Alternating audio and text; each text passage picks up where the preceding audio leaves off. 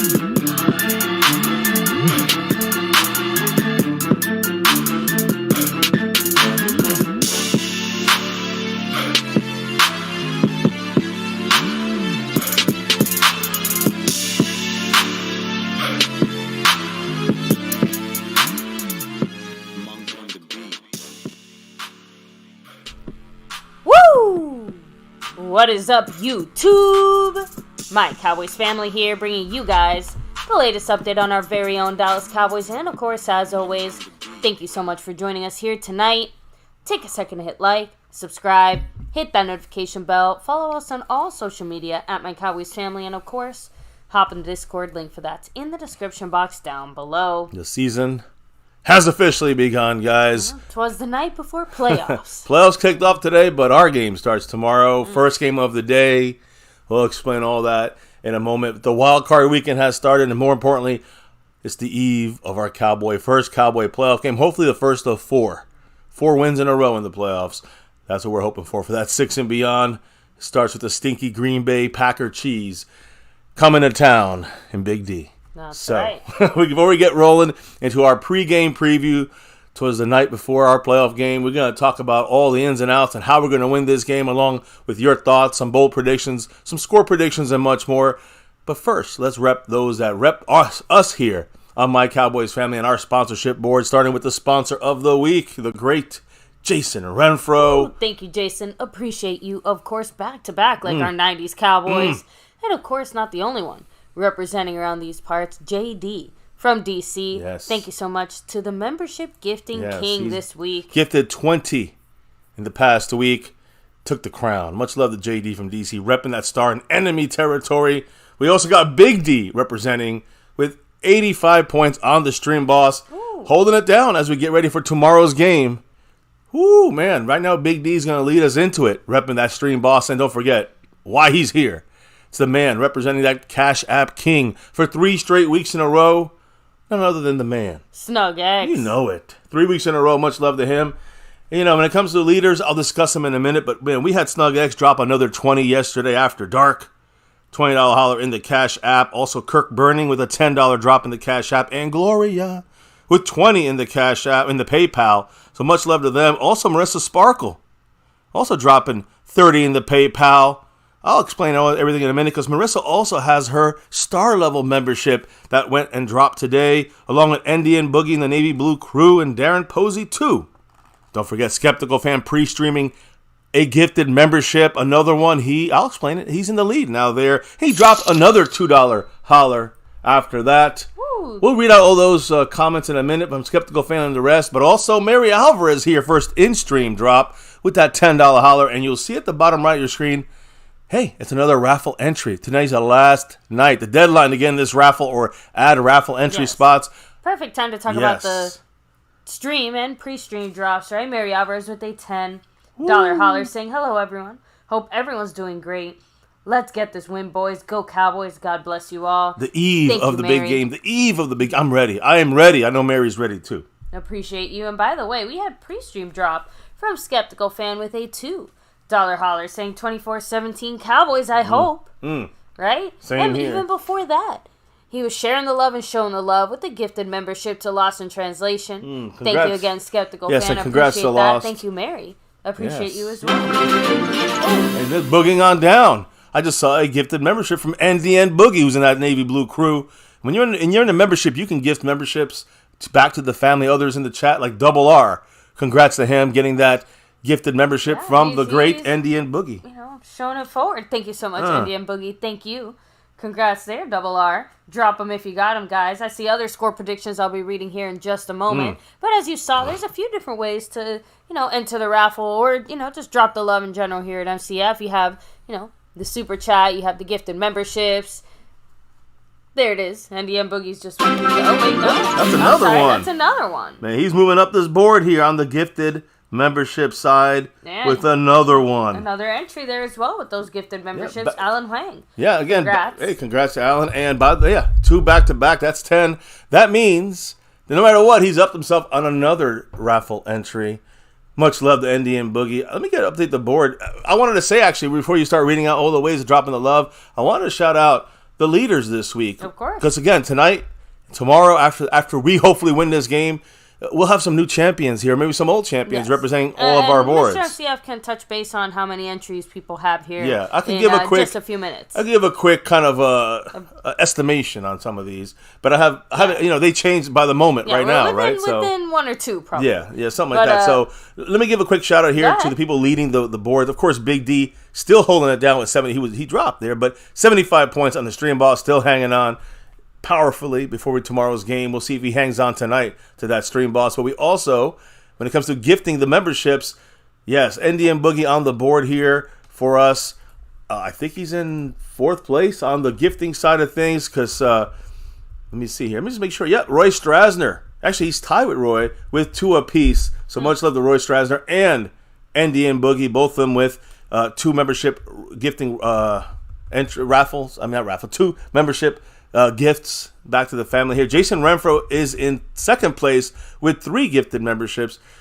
And then Skeptical Fan, who did the earlier one today before the stream, 7 for him. He is currently in the lead here on the gifting board. And then you look at the Cash App board. Well, you can look at the Cash App board and the overall board. It's the same person. Marissa Sparkle trying to break the streak of Mr. Snug X. And currently up by a lot more than she was just earlier today with her drops from last night and her membership entry. She's in 1st place on the Cash App board, 1st place on the overall board. So big time star level member Marissa sparkling down for that win for our Cowboys. Appreciate you. Now, there are some ways to drop the love here, whether it's Super Chat, the thanks button, which we had from Skeptical Fan yesterday. There's, of course, you could just jump in the memberships, like Marissa Sparkle, NDM Boogie, Darren Posey, today, and also gift memberships like you just saw Skeptical Fan, NDM Boogie drop some. So again, appreciate all you guys on those sides of the board. But then when you look at other ways of being, not just on the overall board, but also in the Cash App specific side, you heard me talk about Gloria dropping, PayPal along with Marissa Sparkle. That all counts, baby. 4 of the ways to help the channel outside of the 4 I just mentioned. All right, what's of course, you have the Cash App money sign MyCowboysFamily. The VENMO at my-cowboys-family. The PayPal link, of course, and the Streamlabs link lets your comment show up on screen like a super chat. But shout out to Eric Wallace. Thank you.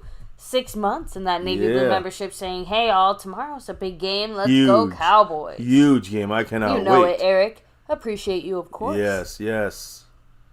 Much love, man. No, sorry, doubt. I thought you were going to say something there. My bad. But yes, thank you, Eric, again. Yes. Jason, I guess we can double check that. He said he should have 4 gifted memberships. I'll have to double check that. So, but either way, I'll double check it and we'll figure it out whether it's tonight or by tomorrow. But again, with that said, though, guys, of course, all these drops go towards the raffle that we have here. And tonight's kind of your last night to enter, of course. Thank you very much to the man, the Lunatic, for helping to make it happen here tonight. Or not tonight, this last actually 2 weeks, basically, yeah. Right? So, actually, give me a minute here, baby. Of course. So I can update the board here. So I know you want to put the little raffle thing up on the screen so everybody can see it as well. What I'll do is, for Jason Renfro, since, we know he's always on top of things, if I did miss anything, I'll go back and check it, and I'll put him right now at 4, but it's that asterisk. If for some reason it's not, it's at 3, we'll double check that and make sure. Indian Boogie's at 2, along with Roy Strasner. Renfro's with 4, and Skeptical with 7. Currently, Skeptical fan still in the lead, but if for some, again, I'll double check on Jason Renfro, make sure we got him all loaded up properly there. Anyways, those are the ways of dropping the love. Much love to Eric Wallace giving his comment here. It is a huge game, the biggest game since 1996 for our Cowboys, in my opinion. And so, another big day for a lot of people here, like you were saying.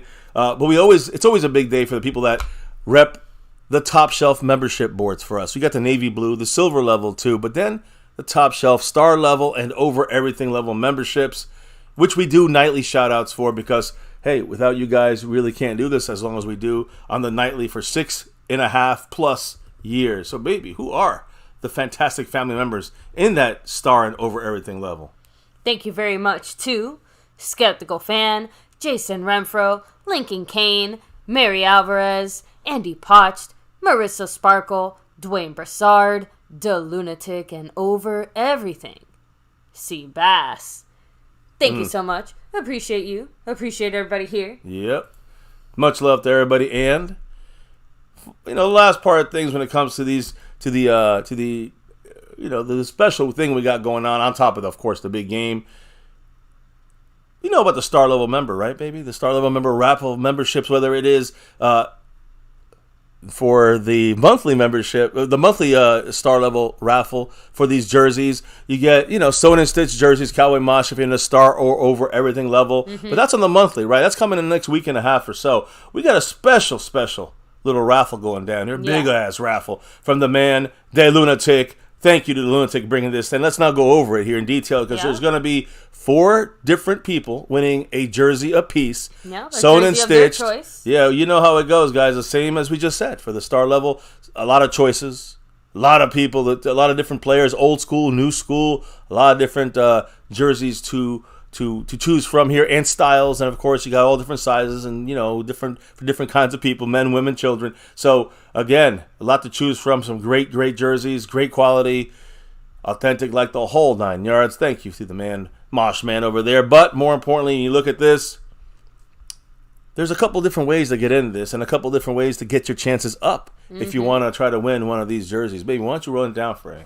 Of course, if you drop $10, bam, you are automatically entered, and it is cumulative, right? So it adds up, and every $10, bam, is another additional entry. If you are an MCF member, congrats to you, because you get an additional bonus entry once you're in the raffle. So again, huge shout out to everybody who's dropped the love throughout these last 2 weeks and entered. Shout out again to the man, the Lunatic, to help making it happen. Can't wait to see who the 4 lucky winners are tomorrow. Yeah, and I do want to address when it comes to the Cash App side of things. I know the drops there. Yes, SnugX is the man represent for 3 weeks in a row, but I don't know if there's any misinterpretation on things. No. Okay, because Marissa Sparkle is running the show currently with her membership and her extra. She had she dropped 30 yesterday total in the PayPal side of things for some after dark shots, if you want to call it that way. So she's extended her lead there on that board, on that side of the board, and the overall board, of course. So the battle continues, because SnugX also dropped some love in there.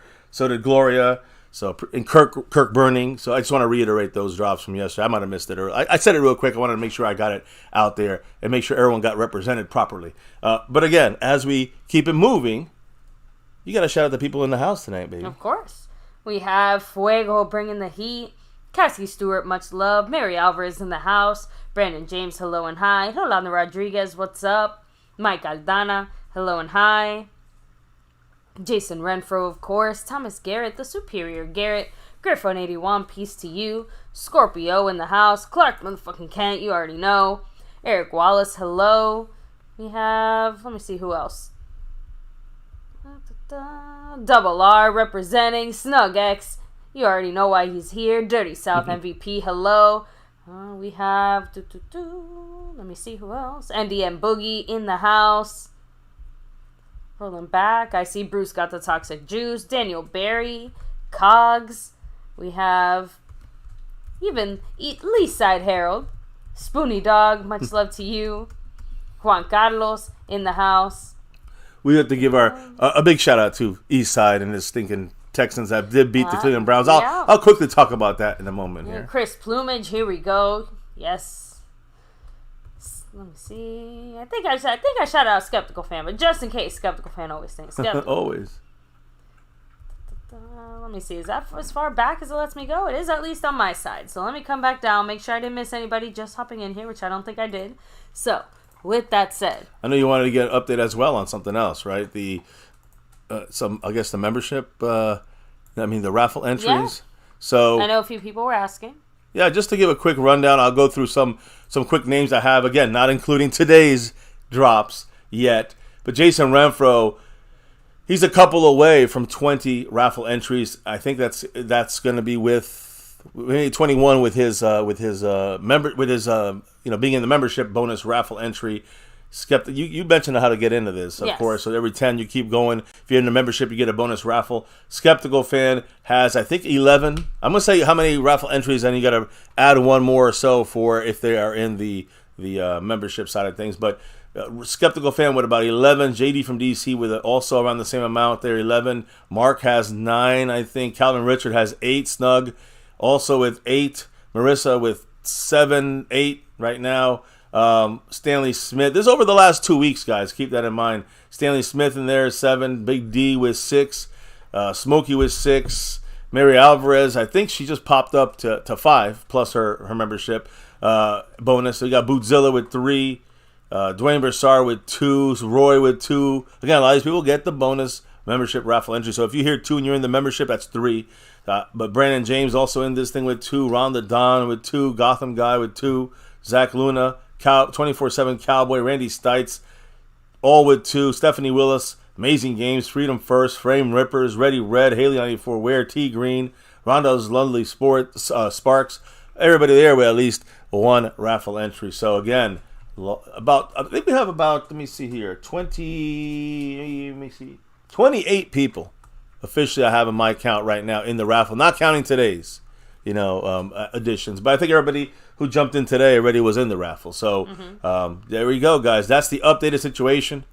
And I'll double check later on tonight or something to see Jason Renfro's gifted membership. Right now, he's down 3-4 on Skeptical Fan on the gifted membership side. Anyways, I think I did all that stuff. You did the shout outs already, right, baby? Any last comments from the chat before we get rolling in tonight's show? Just a few comments about the games that we saw today, right? Asmodeus, hello and hi, what's up? And, of course, some concern about who's actually playing tomorrow for us. Well, let's get into it. How healthy are we going to be? Well, let's get into it. Do we really think we're going to be able to win? Well, that's we'll have to wait and see. But I wanted to answer that last one. I do. We all, I think, believe the Cowboys should win. I think we all expect the Cowboys to win tomorrow. Now, anyways, NFL news, just real quick. The Falcons, like I said, are very interested in Bill Belichick. I know the Cowboys are also a team maybe interested in if something comes open for the Cowboys. But like I said yesterday, the Falcons had some interest. Today, more reports. Jeremy Fowler from ESPN said the Falcons and Bill Belichick are believed to have, quote, mutual interest in him becoming their new head coach. So keep an eye out for Belichick starting kind of a rebuild situation there. I don't know. Interesting. They have a good defense. That's an interesting move there if he goes to Atlanta. I would not expect that from Bill Belichick. Now, Tomorrow, our game starting at 4:30 Eastern time. There was a game before us that was supposed to be played. The Buffalo Bills at home against the Pittsburgh Steelers. That was the early game tomorrow. That has now officially changed, guys. So when it comes to the playoff schedule and the thoughts of where when everything was going to be, the schedule coming out for this here, the date and time, that has moved officially, guys. That Steeler Bills game up top there on the left side of your screen. When it comes to the brackets over here, moved from tomorrow at, let's say, 1 o'clock afternoon Eastern time to 4:30 p.m. on Monday. Yeah. So we had doubleheader today, doubleheader tomorrow, 2 games, not 3. And then Monday, Martin Luther King Day, another doubleheader. So Bills-Steelers playoff game moved to 4:30 p.m. Eastern Monday at Highmark Stadium due to the impending winter storm. This is per Governor Kathy Hochul. She announced that today. Yeah, basically, if I understand it right, I know part of the decision here was that they didn't want to have emergency personnel there basically attending to people at the football game as opposed to, helping actual people out there who might need their help type of thing. So, I'm not trying to say the decision is the right or the wrong one, although obviously I lean more towards this was probably the right thing to do considering some of the weather conditions expected. Yeah, I mean, driving to this game, sitting through this game, and then playing in the game, there's a lot of things that could happen. So, yeah, they decided... There's a lot of stupid people out there, too. So the decision to move the game, like you said, was made in consultation with New York Governor Kathy Hochul in the best interest of public safety with the Bills and Steelers game here in the region preparing for the storm, which was hitting hard today. You couldn't even see the field. If they had played tomorrow, I don't know what would have happened. But the last time the NFL changed the playoff game also involved the Pittsburgh Steelers in 2016 divisional playoff game between the Steelers and Chiefs. It was in Kansas City, and it was moved from 1:05 Eastern to 8:20 Eastern because of an ice storm. So they moved the time. They didn't move the day. This time they moved the day, of course, completely there to the following day instead of just later on in the evening. This nasty Buffalo weather has created the first Monday night playoff doubleheader since 1977, when Christmas fell on a Sunday, and they played two divisional playoff games on Saturday, which is the Bears and Cowboys, by the way, and the Vikings and Rams were played on Monday. Of course, that year, in 1977, our Dallas Cowboys crushed the Orange Crush, the Denver Broncos, and we won that Super Bowl eventually. That was the way that played out. But just letting you know, this is actually, I just want to say one last thing. This is actually going to alter the way that next week's games will be. Because they were going to have the AFC teams play it out on a Saturday, and on Sunday it'll probably be more of the NFC teams. Well, that is going to probably change, at least for one of the games. The Eagles and Bucks on Monday, probably going to be on Sunday. The winner of that will be on Sunday. Probably be, let's say, if it's the Niners, it's going to be the Niners on Sunday with the winner of the Buccaneer-Eagle game. If the Monday night game against the Buccaneer-Eagles turn out to be our opponent, which could be, then our game will probably be on Sunday of next week. Which means that we're going to have a short week if we play the expected opponent. Let's say Detroit wins, we play Detroit, and it's going to be Detroit. I'm going to tell you guys, it's going to probably be on Saturday night. So get ready for that. I'm just letting you know ahead of time. My prediction is if we get the Detroit Lions, it'll be Detroit at Dallas. If we get our win, and it'll be on Saturday night. If our opponent ends up being Philadelphia or Tampa, which is the Monday night game this week, will end up being the Sunday game, one of the Sunday games on next week, against the Bucks or the Eagles, whichever team we may face, because they played Monday. So, they give them an extra day as much as possible, which would be Sunday. But the people that play on Sunday, they got to play Saturday.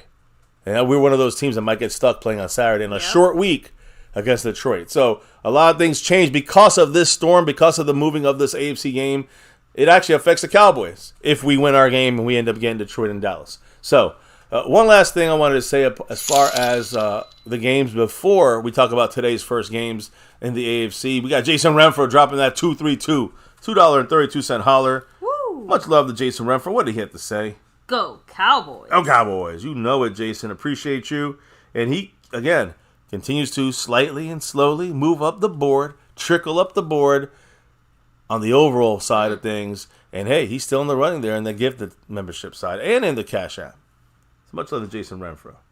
By the way, let me take a second here to shout out. We have Tommy Montoya here, 808 Cowboy 77. Let me see. Of course, Cassie Stewart, hello and hi. Much love to you. Stephen White, what's up? No, just kind of rolling back here a little bit. So, okay. I thought you were gonna. No, we caught up. No, that was it. I was just taking advantage. A couple names in there. Some people while you. For sure. I updated Jason on there. Much love to him. I think he's now officially on that 20th raffle entry for the 4 jersey raffle. Again, today's your last chance to either get in or add raffle entries to up your chances to win one of these 4 sewn and stitched jerseys. So, anyways, when it comes to the other game, which will be on Monday night, the Eagles at the Buccaneers. Eagles today, wide receiver A.J. Brown who worked hard in his rehab to try to make it back this week to play, is out, officially ruled out for the Monday night game, wild card game against the Buccaneers because he had a sprained knee. A.J. Brown made enough progress that if the Eagles do advance, though, and it might be us or the Niners, of course, he will probably return for the divisional round game, but he's definitely out for the Monday night game. Now, as far as A.J. Brown deleting his account on Twitter and taking out all the Eagle stuff on Instagram, the word is that it is not supposed to be an anti-Eagle move in any way. Sure, Jan. Sure, A.J. Brown. So, Eagles, on their side, when it comes to other injured guys, Jalen Hurts, Devontae Smith, DeAndre Swift, Darius Slay, they were full practice today, and there's no game status for them against the Bucs on Monday. So they're all going to play, except for A.J. Brown. The Bucs did list quarterback Baker Mayfield with an ankle injury and rib injury, questionable for the game as well. As a starting quarterback for the Bucs against Philly. The probability is all these guys will play other than A.J. Brown on both teams. So that's kind of how that's going to look. Now, today's games. I know Eastside Harold's really happy. Congrats to his Texans. I believe it was a slight upset. Either way, it was a close game with two teams that are just average. But C.J. Stroud, that freaking amazing quarterback rookie for the Texans, shined in his first postseason debut here. C.J. Stroud became the youngest quarterback to win a playoff game after throwing for 274 yards, 3 touchdowns again, for the Houston Texans. Also, they returned 2 interceptions by Joe Flacco for touchdowns. They routed the Browns at home. How old is he? Flacco is old, 40-something. No, C.J. Stroud. Oh, he's young. He's 20, 21. Okay. Where's Eastside at? But again, 2 interceptions. He's 22 years old. Okay, sorry. thank you. But Flacco threw 2 picks for pick sixes, and the 45-14 win by Houston, against the Browns opened up wild card weekend. C.J. Stroud, the second overall pick, highest drafted rookie to win in the postseason, picked apart Cleveland's very good defense, which is one of the reasons why I thought Cleveland had a better chance to win. But he just tore them apart. Like I said, if C.J. Stroud plays his game, they will get through the through the Browns defense, and they did. He threw touchdown passes of 15, 76, and 37 yards. He is 22 years old. He's 22 years and 102 days old. He passed Michael Vick, who was 22 years, 192 days old in 2002 when the Falcons beat the Packers in Green Bay in the playoffs that year. Stroud threw for 236 yards, 3 touchdowns before halftime, and the lead was already at 24-14. The defense took over in the second half. But the Texans back in the playoffs for the first time since 2019, and C.J. Stroud's very good play here. Leadership of first-year coach DeMeco Ryans has transformed the Texans. Now officially, I guess you could say 11-7. From the laughingstock last year, right, Eastside? He knows about laughingstock. Oh, yeah. To AFC South champions, and now, the home game getting this win against the Browns. So, good job by them, at least lasting one more week. The Chiefs also playing. Though, it was the Browns, though. Yeah, the Browns. Now, the Chiefs this week, of course, today, just a couple hours ago, just got finished, basically handling the Miami Dolphins in this very, very cold, I think 4th coldest historic playoff game. It was so cold that Mahomes' helmet literally shattered on a hit. Broke into pieces. Crazy seeing it actually happen, though. Yeah, it was insane. Just throwing that out so there. Cracked in there. Andy Reid's mustache was frozen on the sideline. Fans, players were huddling for warmth. 4th coldest game in NFL history. Mahomes threw for 262 yards and hit Rashee Rice 8 times for 130 yards and a touchdown. Made several, important runs for first downs, key first downs. Isaiah Pacheco, the running back, ran on that frozen turf for 89 yards and another touchdown. The Chiefs shut down that Miami offense. 26-9 was the final score in this wild card Saturday night playoff game. Harrison Butker, the kicker, added 4 field goals, and the reigning Super Bowl champs Chiefs appear to be warming up, so to speak, for another Super Bowl run. So let's see what happens. They got their win.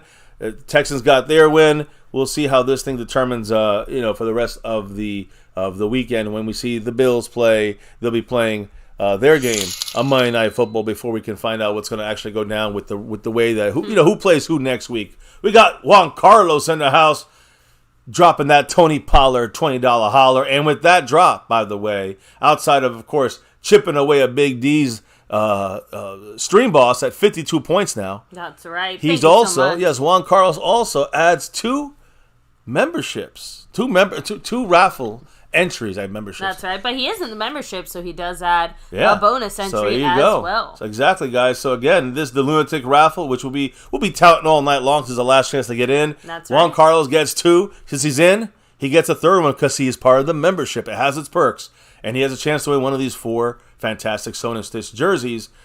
And he stacked it, right? He put 10 in, but he put another 10. That's 20. That's 2 membership entries, and of course, like I said, 2 raffle entries. The membership gives him 3. What did the man say? I know we all want this win.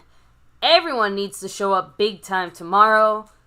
Go Cowboys. And most especially, hey, since you dropped that $20 holler, we need to see some $20 Pollard out there. We need to see Pollard in that run game because that's one thing the Packers really are bad at, stopping the run. Something we don't really even bother running too much is running the ball too often. But, hey, they have real big issues stopping the run so badly that even with their pass defense not being that good, teams still like to run on them, even with their very soft pass defense. Their run defense is even worse. So, yes, some $20 Tony Pollard holler runs tomorrow will be very important for our team to be successful. And, of course, on the flip side of that, like we talked about throughout the week, and I know we'll touch on just a little bit here, but stopping Aaron Jones is basically like the number one thing our defense has consistently gone on about throughout this week.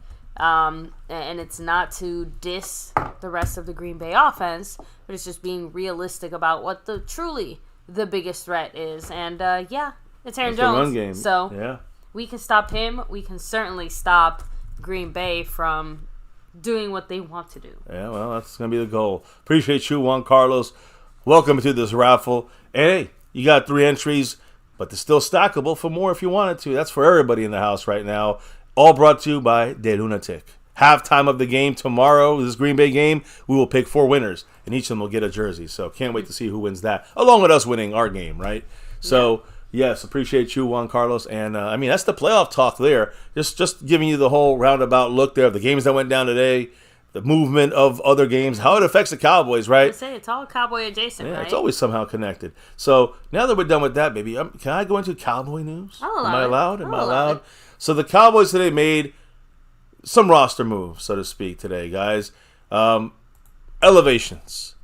Practice squad elevations. You always move up a guy or 2 from the practice squad so you can get some depth, get some help in some spots you might be injured or missing some guys. And usually that tells you who will play tomorrow or not, or maybe where we're lacking at.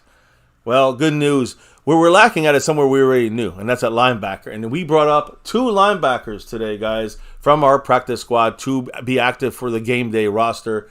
Cowboys are elevating linebackers. Buddy Johnson, which we just elevated him the last couple of weeks, number 57, who's mainly a special teams guy. And very important here, in my opinion, linebacker Malik Jefferson, who the Cowboys could not elevate until the playoffs because we used all his elevations already. You only get 3 times in a regular season you're allowed to elevate a player before they cannot be played anymore until the playoffs. Yeah, so Buddy Johnson, I think he hit his third one. It all resets in the playoffs. So Malik Jefferson, linebacker, Buddy Johnson, linebacker. Both these guys are being elevated to the active game, to the game day roster for tomorrow. And just like you said, baby, they restart. Elevations restart to 0. Reset to 0 once the playoffs begin. Just so you guys remember, I think Buddy Johnson got called up twice. But it all resets to 0. Malik Jefferson got called up 3 times, and it's set to 0 again. Which, again, he got called up 3 times in a regular season. This playoff game, it's really a lot of this, especially with Buddy Johnson. It's about adding depth to the special team side of things. And also adding depth to the linebacker spot. So it's about depth. Nobody's really in danger of missing this game tomorrow for the Cowboys, knock on wood, other than our quarterback. I'll explain in a minute. But not our starting quarterback. So the last time Malik Jefferson, who I think is honestly, after the guys we have available now, no LVE, no Overshown, with the guys we have left right now with Damone Clark, number 33, number 14, Marquise Bell, after those 2 guys, Malik Jefferson is the next best linebacker we have in this team. So that's a great news that he'll be active for this game, and he should be on that field. Being our backup situation, he's a run-stopper type guy at linebacker and had a really good preseason. training camp and first weeks of the year when he did play, he was really good in there at filling in for what the Cowboys, for Dan Quinn needed for him to do at the linebacker position. So he's back on that field. The last time he played for us this year, he was actually in uniform, week 6 against the Chargers. We elevated him week 4, 5, and 6, and that was it. We haven't seen Malik Jefferson since then. Now he's back on the team in the sense of in the game, and he's going to be on our game day roster here. Now, practice, again, reiterating this, practice squad elevations, they reset for the playoffs, all right? And, now Malik Jefferson, now, guys like Malik Davis at running back, all these guys can now be elevated, and you got at most 4 games. These players can be elevated as much as you need them to. There's no limit for the playoffs. Usually it's 3 for the regular season. For the playoffs, you can elevate them every single game if you need to. The only problem with having them on the practice squad, another team can pick them off your roster. Outside of that, you're guaranteed to have Malik Jefferson on this active game day roster for 4 weeks if that's how far we take it to. So, again, even after all that, all right, with Malik Jefferson being elevated at linebacker from the practice squad, here's a crazy thing. He gets added to our injury list, to our injury report, because he has an illness that's still going through this team. Okay, so I understand. It's not like they're going to have a separate section for illness, so I understand why they just kind of lump it in with injury. You know what I mean? Well, again, remember, with Zach Martin missing time last week, literally at game day, the illness will take you out. So my question is, why would we elevate someone who could possibly not play tomorrow? The reason is probably because he's probably at the end of his illness. He's listed as questionable.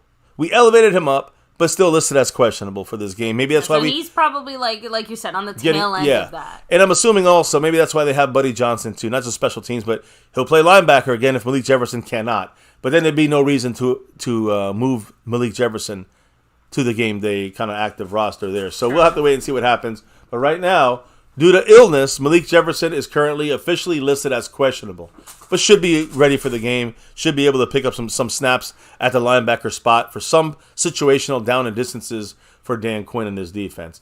One other guy I want to mention, though.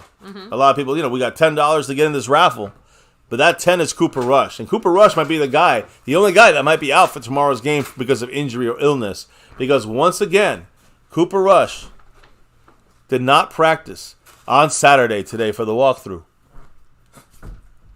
And he did not practice for the walkthrough, which means that he remains questionable for the game against the Packers tomorrow. So that means our backup quarterback situation, it looks like it might not be Cooper Rush, which for a lot of people, they love this. Because if he cannot go, Cooper Rush, if he's not active for the game tomorrow, it will be Trey Lance, who hasn't taken one snap with the star on his helmet in a game in any way, in any shape, or any form. Trey Lance will be the backup quarterback to Dak Prescott tomorrow. Again, if Cooper Rush cannot get in there and get over his illness, which again, big deal, not a big deal. I think the Cowboys will manage him fine by not making him or Cooper Rush throw any crazy passes and stuff, maybe lean more on the run or safer throws for a Cooper Rush if he comes in, or a Trey Lance if he comes in. I don't see the Cowboys just opening up the playbook for Trey Lance if he has to come in there for Dak Prescott. Knock on wood, nothing happens. I have to admit, this is like pretty much the worst possible scenario that could have happened here. It's one thing for Trey Lance to end up as a random backup quarterback for some random game during the season, okay? Even if it's an important one. But holy crap.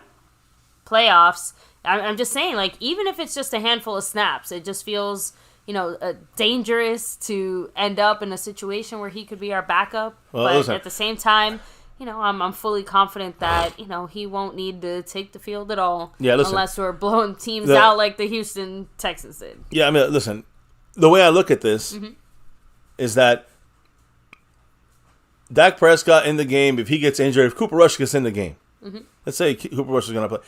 How good do you think we're going to roll that in that offense without Dak Prescott? Not well at all. Cooper Rush or Trey Lance, we're in trouble, is my point. The point is, and this is what McCarthy did last year with Cooper Rush. Yeah.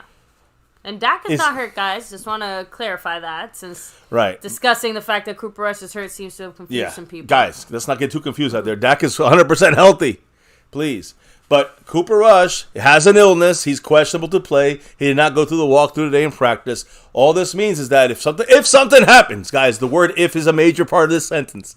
If Dak gets injured or something happens to Dak, knock on wood, nothing happens. But Trey Lance would be the fucking backup. It's not that hard to figure out, guys. What I'm trying to say, and I know you say it's the worst thing in the world, I don't agree with you. I think it don't make that much of a difference. You lose Dak, you're going to probably lose the game. Unless you manage the quarterback properly. We saw with Cooper Rush, the way McCarthy managed the team last year, after week 1, when we played Cincinnati, when we played these other teams, the Giants, we didn't have a great offense, but we won the games. Why? Because we managed the quarterback properly. And I think that whether it's Cooper Rush or Trey Lance is not going to go out there and start running crazy and throwing down the field like Dak Prescott. That's a delusional Cowboy dream. Fuck all that. What you'll see is basic shit, under center, safe throws, and that means Cooper Rush or Trey Lance. So that's it. You're not going to get any magic from Trey Lance. If we get through the game, it's not because Trey Lance or Cooper Rush won the game. It's because the coaches, McCarthy, control the game properly on offense and not make mistakes. So that's what we did last year when we lost Dak Prescott. Dak is perfectly fine for this game. The only thing that changes, the only guy that we might be missing, that's the good news. Because everyone is good to go, guys. Stephon Gilmore, Tyron Smith, Zach Martin, everyone is healthy. Knock on wood, no changes. Yep. Today, everyone is good to go for this game. So tomorrow, we got a full slate. The only player that's a question is Cooper Rush, and then who's the backup to Dak. That is it. We're good. Stop worrying, guys. We're good. So injury-wise, we're great. Cooper Rush sick. He'll probably end up being in this game. If he's out, Trey Lance is the backup. No matter who's the backup, if we ever need the backup, it's going to be a very limited, role for that quarterback, whatever his name is. Yep. Now I know I'm Cooper Rush less worrying than Trey Lance, but they're both worrying to me if we have to see them in the game.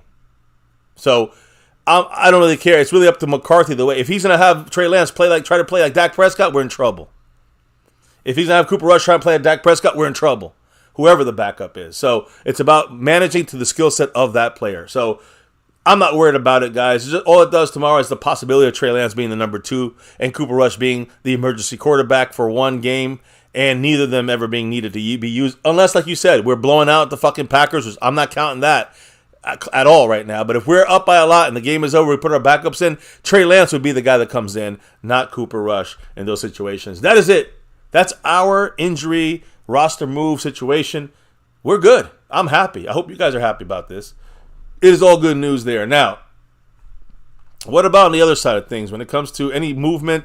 There's no movement on the Cowboy injury report.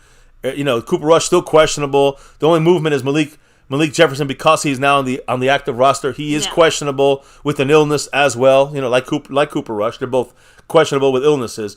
But what about the Packers side of things? That's a couple of questions there that we had to be answered. Hopefully today we got some of those answered questions about some injuries from Green Bay, like Jair Alexander, their best cover corner, number 23. He hurt his ankle. He rolled his ankle a couple days ago in practice. Did not work out at all. Did not practice the last 2 days of practice. The Packers elevated.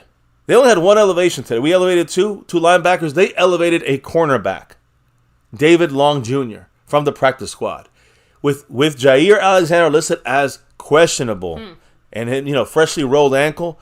That does not fare well for Alexander playing tomorrow. I was gonna say, they're definitely erring on the side of caution there. Yeah, I mean, if he does play, of course, then they got a guy in case David Long will be there in case he's needed. But listen, what this is basically doing, guys, is activating this David Long, from elevating him from the practice squad, basically is insurance.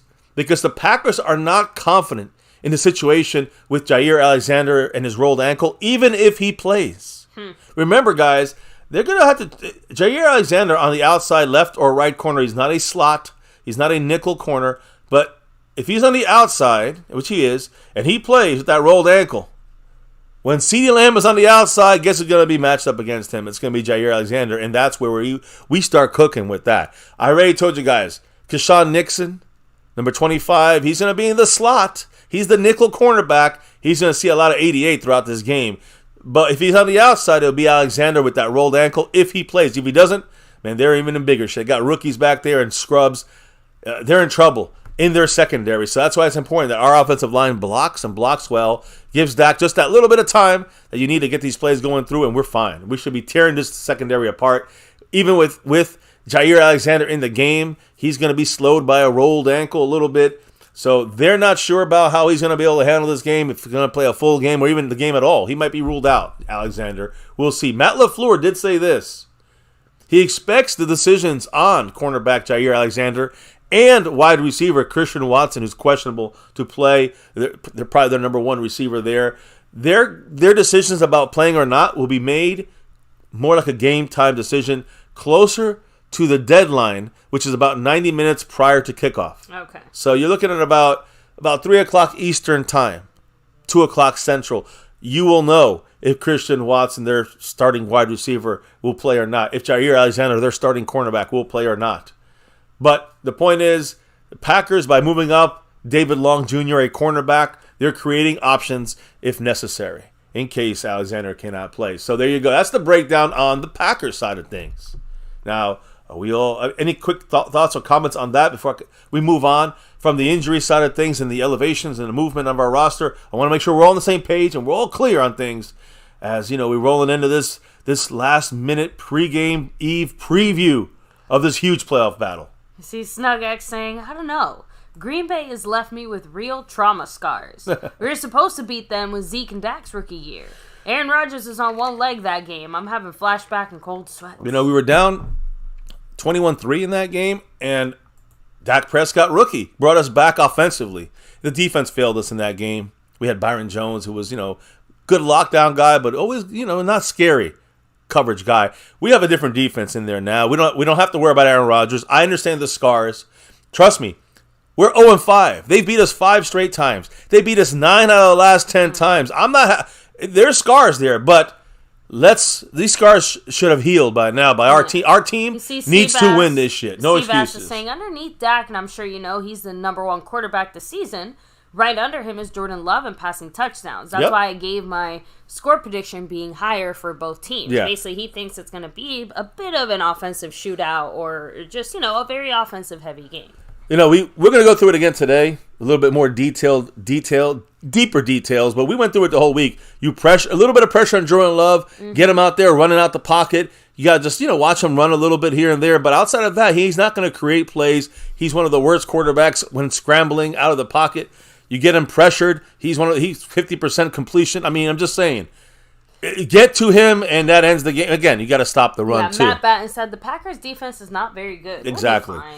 I'm not worried in that sense. I'm actually confident that this Cowboy team got their shit straight in the sense of we know how to beat this team. I'm not going back to the McCarthy, Aaron Rodgers teams because we couldn't beat those fuckers. But we're gonna be able to beat this team. Look, last year we lost to LaFleur after giving up a 14-point lead in the fourth quarter in Green Bay. We gave that game away, and we gave it away because Aaron Rodgers says, no, let's stop throwing. In the fourth quarter, he said, I don't want to throw LaFleur. Stop throwing. He literally yelled at his coach, stop throwing, let's run. And they ran into Aaron Jones, and they just ran, and then they set up the pass, and they got touchdowns because of the run, setting everything up, moving down the field, and they won. They sent it in overtime and won and beat us last year. So this should serve a lesson. Stop number 33, Aaron Jones. There's no Aaron Rodgers, so you get pressure on Jordan Love, and that's the game. From the defensive side, we should control it. Offensively, we discussed it this week as well. Exactly. No excuses at this point. No excuses. Defensively, for them, they have a horrible run stop ability. They have a bad pass defense. They have a good pass rush. But when you add it all up, guys, that we hold the rush a little bit and run the ball a little bit, that opens up the whole game for us on offense. So that's the gist of the way we win this game. Just the gist. We talked about it all week. I'm going to talk a little bit more details tonight. But, baby, I want to know about this. I'm going to get into a deeper breakdown here in a couple minutes, but I'm going to go into a ref check here also. Ref check coming soon. We're going to talk about this referee. I don't know if everybody's going to love this guy, but let me say this. Mm-hmm. We had Dak Prescott. We have Mike McCarthy. We got Ferguson. We got a lot of comments and thoughts. We do. From these Thursday meetings. Very intricate, the connection between our quarterback, Dak Prescott, and Mike McCarthy. The connection with Ferguson and his kind of silly ways that kind of opens up the locker room to like another personality. It's a lot of combination of things. Maybe I don't know which combo you got going, But you hit me up with... We gotta start, as always. How do we start? With our quarterback. Dak Prescott. Rain Dakota Prescott, right? So honestly, this practice of McCarthy's goes all the way back to when he was the coach of Green Bay. Aaron Rodgers has mentioned this before, but those Thursday meetings that he always has with his quarterback, Rodgers said those are always fun. They could go for 30 minutes or 4 hours. You just start getting a story time. Wait, who said this? Aaron Rodgers. Oh, Aaron Rodgers. Okay, I'm sorry. I got confused there. Okay. I was like, Rodgers? Who's Rodgers on our team? But yeah, Aaron Rodgers would talk about his meetings with McCarthy, I right? said this is all the way back Goes back in the way Green back. Bay days. Okay. So he's just saying he just bonded us over the years, those conversations. I always appreciated that. So, that's just him even just talking now about how significant those Thursday meetings were for him. So Dak going in there saying, something very similar. He's a great guy in regards to McCarthy. I've mentioned how genuine he is, and just being able to work with him hand in hand each and every day about the game plan, about the play call, the play caller purpose. I know what he's thinking. He knows my strengths and what I'm trying to get to. We know the strengths of this offense and the players around me. It's been fun. It's been really fun. And it just just shows me how important it is that they've on the same page. It's not like friend and friend like Kellen Moore and Dak Prescott were the last 4 years or whatever. It is, coach and player. It's a lot different, and you need that separation in my mind. That's why I think Dak has responded even better under McCarthy than just under Kellen Moore, his buddy. You know what I mean? Anyways. So, it's kind of funny you say that because Dak actually calls McCarthy a great friend. Well, that's a good feeling. That's good to have. Exactly. But he basically just said that, if one of these Thursday meetings lasts 2 hours, maybe 30 minutes of that is actually spent on football talk, right? Saying he's just somebody that obviously I can learn from, seen a lot in life, a lot in this game. Sometimes it's the history of the game. Sometimes it's me looking ahead to fatherhood. He's just been a great friend, obviously a great coach, and I think that's what these Thursdays are about. McCarthy has done a great job, guys. Truly, even if some things I have an issue with him, you can't deny he's a million times better than Jason Garrett. Come on, everybody. Better than Wade Phillips. Yeah. Better than Campo and all those other scrubs that we have Considered a very, offensive day because Dak, once he's done with his Thursday meeting with McCarthy, then him and the O-line have their weekly Thursday dinners. I love the camaraderie. So Gotta keep love that it. in mind. And, Dak said Thursdays are probably one of my favorite days in the system or in the schedule. Simply, we're dialing up the game plan, getting that last practice in, hitting every area, and then getting to have that talk, going to be with the offensive line, and then get home. The connection is great. I love it. And I think it's important, too, that where does Dak go after this meeting where obviously, whether it's 5 minutes, 15, or 50 minutes, where they're talking about the offense. Yeah. He's going to the O-line. And it's going to come up at some point during dinner. Football. It's going to trickle. Whatever McCarthy and Dak spoke about, it trickles down to Dak to the offensive line and the rest of the offense. Yeah. And the final kind of things he had to say as far as these Thursday meetings, saying two guys that understand what we're dealing with, whether it be the stuff around us or having busy schedules. It's just great sometimes to vent and to unload. Reporters know I can talk and I can get going. Mike's the same way. It just depends who's got the mic on the story that day and where we're going. It's just a great time for both of us. And then I get to go to the O-line dinner, finish it with a great dinner before I go home. It's a great day throughout my process. Always on Thursdays, by the time I get home, I'm ready to go play the game, and it's about now getting emotionally and spiritually right to go out there and play my best. I love it. The only thing is, this could be... when it comes to the playoff, people sometimes expect, we're going to be here next week. Guys, this could be the last Thursday he's doing this shit with this offensive line and this coach. So it's important we keep this shit going. I like what I'm hearing, but we got to see it for 4 more weeks, right, guys? So 5 more Thursdays if you go all the way. 4 more for 4. Well, 5 weeks, 4 games. And you know what I mean, though, right? The 5 weeks to the Super, we're going to get that 2-week break. But my point is, I want these Thursdays to continue with the same crew of offensive linemen, the coach, and and this whole season the way we're doing this, it seems to, knock on wood, be working so far. Our best chance to win a Super Bowl since '96, the 95-96 season. I know, which is crazy to think about. Yeah, they got to do it now. This is the chance. This is the time. That's it. I already said so that was it. What about Ferguson? I know he had some words, didn't he? I thought Fergie spoke.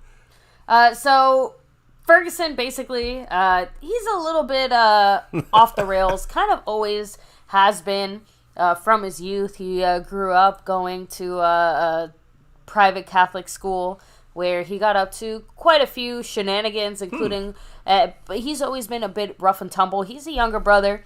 His brother's about 4 years older than him, so he always tried to keep up with him as well, even though the older brother is a bit more of like the typical older brother, a little more steady, a little more chill, a little more grounded, you could say. But Ferguson was absolutely like the wild child. And it's kind of funny. They come from a bit of a historic football family. His grandpa was a football coach. I can't remember where off the top of my head, but...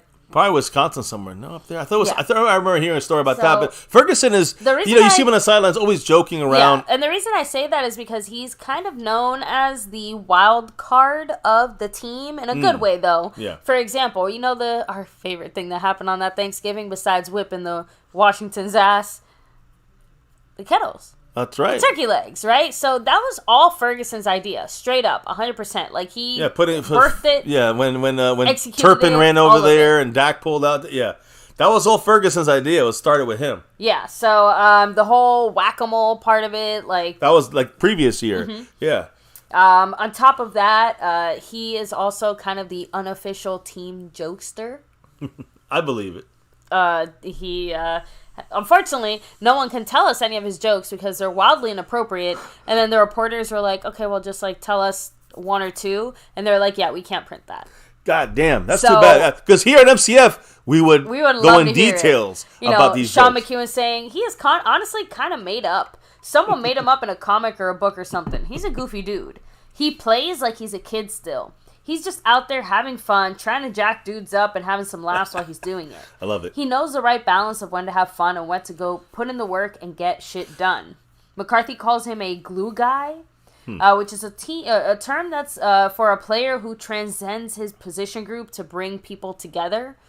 So again, like I said, he's just one of those, like he's, that one guy like at school that like he basically just hung out with every group, right? Like, he's hanging with the jocks. He's hanging with the nerds. He's hanging with the this and the that. And that's what Ferguson feels like. He's the guy who can sit at every table. So, on top of that, his brother even said, like, he's just a character. It's kind of hilarious how things turned out for him. Because when your kid's growing up, you're like, is this dude going to be all right? Like, his own family genuinely worried, like, he's going to end up in jail or something if he doesn't find something. Dak saying he's just random.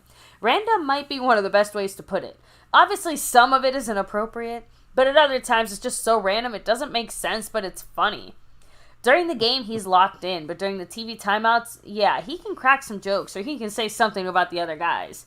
TJ Bass actually shouted him out and gave him some credit because he had to like go up and give like a little joke presentation thing to the offensive lineman. Probably the rookies. And he was freaking out. He went to Ferguson. He's like, hey, Ferguson, help me out. Ferguson gave him a joke about a sperm bank that, again, was not able to be printed. Come on. But apparently won the room over. So hey, way to go. Credit to Ferguson for TJ Bass and there. To kind of turn it on a bit more of the football side of things, he's also the type of guy, for example, last month, Ferguson missed a huge block, right? It unfortunately went on to lead to Rico Dowdle getting his ankle sprained. Like, it kind of directly related to that. So you couldn't see it during the TV timeout, but Wells absolutely ripped into Ferguson. London Wells, the tight end coach. So, now, of course, what did Ferguson do? The next play, he ran for a 3rd and 6, caught it, and got 32 yards after the catch. So I'm just saying, like, he definitely came back, made it up, right? He went to the side. He went to like the Cowboys sideline, kind of looked over there, kind of like pounded his chest or whatever. Wells said he's the type of guy who can coach that way. You can dive in deep, take his soul out, slap it around, but then put it back in, saying go fucking make it right. He's just so fun to coach. So it does give you some insight into the type of player and his character, right? Like, he is the type of guy where he makes a mistake, like, it sounds like he is the type that maybe needs to be yelled at. So he gets that fire. He gets that energy back. Because he seems to give that energy too. I agree. I love... Does that make sense? Yeah, it does. And, I don't know if you have any more on Ferguson, but I love that Ferguson... Just a little comment, but it's more of a joke for me. Okay, well, because the chat's going crazy about this. And much love to the chat. And they want to know the jokes too. But, by the way, much love Titan Anderson in the house. Much love to him. Hey, thank you. It's for the Cowboy fans, we got to always be aware of the choking. So every game, every moment is kind of on the edge of our seats, and there's no guarantees, even if we should win. But Ferguson, I wonder if a team like the Tennessee Titans, let's say, I wonder how much they know or heard of Ferguson, Jake Ferguson, because to me, 4th round pick, no one really said much about him. I liked what he showed last year with only 20 catches or 20 I think he had like 20 targets, and he caught all 20 last year. But it was like minimal times. We had Dalton Schultz as our number 1. Now he took over. I always thought he would be our number 1. Not really sure why we got Schoonmaker, although he did some great run blocking in that game against Washington. But I think the Cowboys got Schoonmaker for the same reason they got Ferguson, because it worked out so well when they got Schultz and then Ferguson. It did. I understand. I think that they just said, like, damn, it worked out so well for us. Why not do it again? A blocking tight end that high is insane. A little bit overreach, in my opinion, when you have Osiris Torrance, who's a full-time starting offensive lineman. I know, but let's not beat that I know. I don't want to get down that rabbit hole. But my point is, we're just discussing stuff tonight here in this pregame preview. Ferguson is so important. I think a team like the Titans would love to have Ferguson if they know who he is, because of his athleticism, because of what he brings there, blocking and receiving.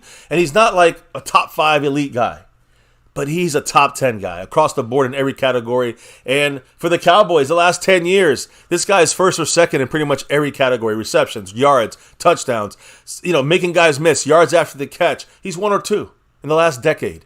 So this guy, even with minimal, really only 1 year. Last year, I wouldn't even count it as really much. He was just a little preview. To me, I kind of felt he was the guy, and it's working out. And you talk about him being crazy and doing these jokes and being the jokester.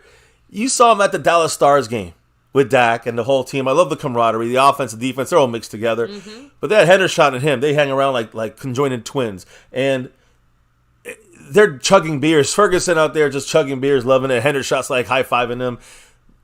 But and then when it gets to football, what does he do? He's dipping the footballs in water when we're getting ready for a cold game. We're catching, he is technically and physically getting all his shit down right.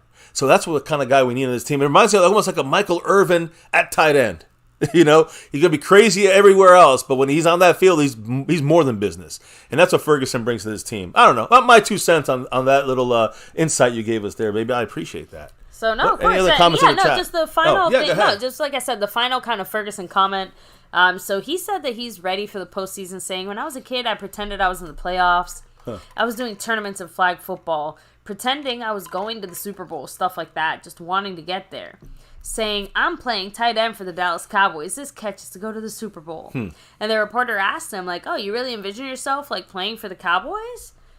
He said, "Nah, I'm just kidding. But I definitely didn't say Packers, I can tell you that." Okay. I was going to say, I thought it was the Packers. I thought he was from up there. But so the joke is that, no, he obviously... We've all done that before for our favorite teams. Didn't know he would end up as a Dallas Cowboy. Here's the catch for the win in the Super Bowl, Of course, I just thought that was kind of cute. Yeah. Well, look, he's wearing that star now, and he loves that star. When you're a Cowboy, I don't care what team you liked before, you don't like any other teams. Yes. So Jake Ferguson, big high rankings on him this year. Got to continue it in the playoffs. And it's not just on him. It's about the coaches. Dak as well, but Dak's looking for him. It's the coaches got to game plan a little more Fergie. You know what I'm saying? On these, I call him first down Ferguson because he's creating a lot of first downs. Again, I think top 1 or 2 in the last 10 years for us at getting first down catches. This is an important player across the board for us, and he's a good blocker, not great, good blocker. Schoonmaker, I'd say, is a great blocker, but he's a good blocker. It's a good complementary duo there, and you got Hendershot, who, as we see, can leap over guys in a single bound and block punts. So let me go ahead and kind of just hit up some comments on everything we just discussed here. Comments here. So let me see. Matt Batten said he's a baller. Yeah. Let me see. Matt Batten also said, "I liked Ferguson last season, too." Yeah. Fernando Gonzalez said, "Ferguson in middle field plays." Yeah, those seam plays as well. That's where the Packers fucking suck. Quay Walker and their linebacker, what was his name? Monogades said, "Ferguson's more like Kelsey as far as personality." I agree. He's a Kelsey type what attitude is it about guy. Tight ends? Younger brother, too, right? Yeah. So knows how to push the buttons. So he's crazy like that. Mm-hmm. You guys are breaking it down in there in the chat too, and you're following along. I love the family ready and gearing up for this fucking big game tomorrow. You can hear it in my voice. I'm excited. I'm like jittery for. I'm like ready for this shit right now. Right now. Oh, so 14 hours away. Said it. We need to exercise some Packers demons tomorrow. Yeah, and we slayed the Tom Brady dragon last year in the playoffs. We slayed Bill Belichick's dragon this year in Dallas. Now let's slay the cheese dragon. Let's slay the cheese heads. That down the fucking middle with let's kill the dragon off. Snug X also said budget Kelsey-ish. Yeah, no, I mean, I think he is. I mean, wasn't it Kittle? George Kittle last year said the three guys was Mike Pitts from Atlanta, Bellinger, or I don't know if I'm getting his name right, from the Giants, who kind of shit the bed this year.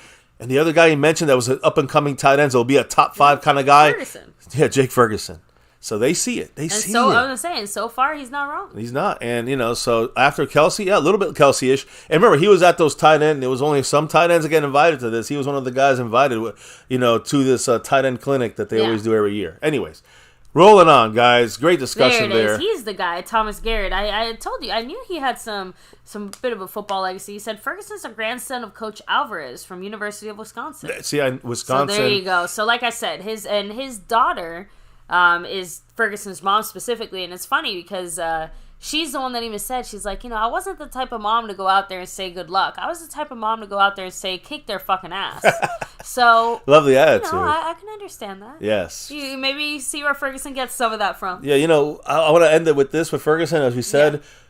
I'm not going to go into it today, but we went through it when we talked about our offense versus their defense. We went to it about matchups yesterday. Listen to that stream yesterday, guys. A lot of great stuff in there, great gems. One of them being a key to victory, a must-win matchup is Ferguson against their safeties. Oh, yeah. Ferguson against their linebackers down the seam. That could make the difference in winning or losing this game. Watch how Ferguson does tomorrow. Very important, extremely important piece to this offense. And he's not necessarily even needed. He's not needed to show up all the time, but he's there. Ops Squad, thank you for summing it up. Ops are watching. They're here. Much love, Ops Squad, and welcome to the family here on MCF. Now, Ferguson, we talked about him, the offense. Let's get into the breakdown. Listen, guys, this is the pregame preview. We're heading towards the end. Last chance to get into this fantastic opportunity to win one of these sewn and stitched jerseys. You see what they're like. You see the names. Again, by the way, if you're another team's fan, we have multiple players from every team in the NFL and really every major sport. So at least you're going to get some options there if you're a general fan and want to change up. Some guys have won like 4 or 5 jerseys already. So they might have enough Cowboy jerseys. So you can do any. There's a lot of different sports, a lot of every team. But of course, Cowboys the most choices. You get the styles. You see the different old school, new school guys. I mean, we just got Ferguson and a Bland shipped out. I mean, that's just like new school guys, like this second year guys that you guys are really repping right now. So I love the names, the choices that you guys make, whether it's an old school Irvin or Emmett Aikman, Roger, Tony Dorsett, or newer players now. I love it to see it. So good luck to the 4 winners. There's going to be 4 winners getting a jersey apiece. These are authentic, like sewn and stitched. Style, sizes, all that available, but that's going to happen tomorrow at halftime of this game. We're going to have 4 winners outside of our Cowboys being the 5th winner, hopefully by the end of the day at halftime. 4 winners from the family that are in the raffle. How do you get into this thing, baby? And how do you up your chances to get a better chance to win one of these 4 jerseys? Again, you drop $10, bam, automatically entered, and it is cumulative, right? It adds up. If you drop an additional 10, and every additional 10, I should say, is another entry into this. They keep stacking as well. If you're in the MCF membership, you get an additional bonus entry as soon as you're in the raffle. Yep. And of course, like Mr. MCF already mentioned, we have 4 lucky individual winners who are going to be, taking home one of these great jerseys. Yeah. So again, unlimited stacking entries, membership bonus entry if you're in there once you hit the 10, and all because of the lunatic. Much love to the man. The Godfather here, the lunatic. You know him all over the place. He's repping that star over everything all the time. So good luck to everybody in that. I already kind of went through like the number of people. I think there's like 28 people in this thing right now. So 4 winners out of 28. It's a pretty good percentage, I guess, to try to win this thing. And the more raffle entries, the better chances you have to slip in there and get one of these great jerseys. So anyways, much love to the lunatic. Can't wait. Tomorrow at halftime, hopefully we're winning by a lot, and we get 4 winners on top of that. Can't wait to see what happens. Now, is it that time, baby? I think it's that time. Ref check! Ref check. We got to do a referee check right now, guys. And I think we're going to have to make like some kind of like weird little jingle or something. Yeah, I know. We got to change it up a little bit because that ref check, you can see here, the refs got to get checked against Detroit. Okay, you guys know Dora, right? Instead of backpack.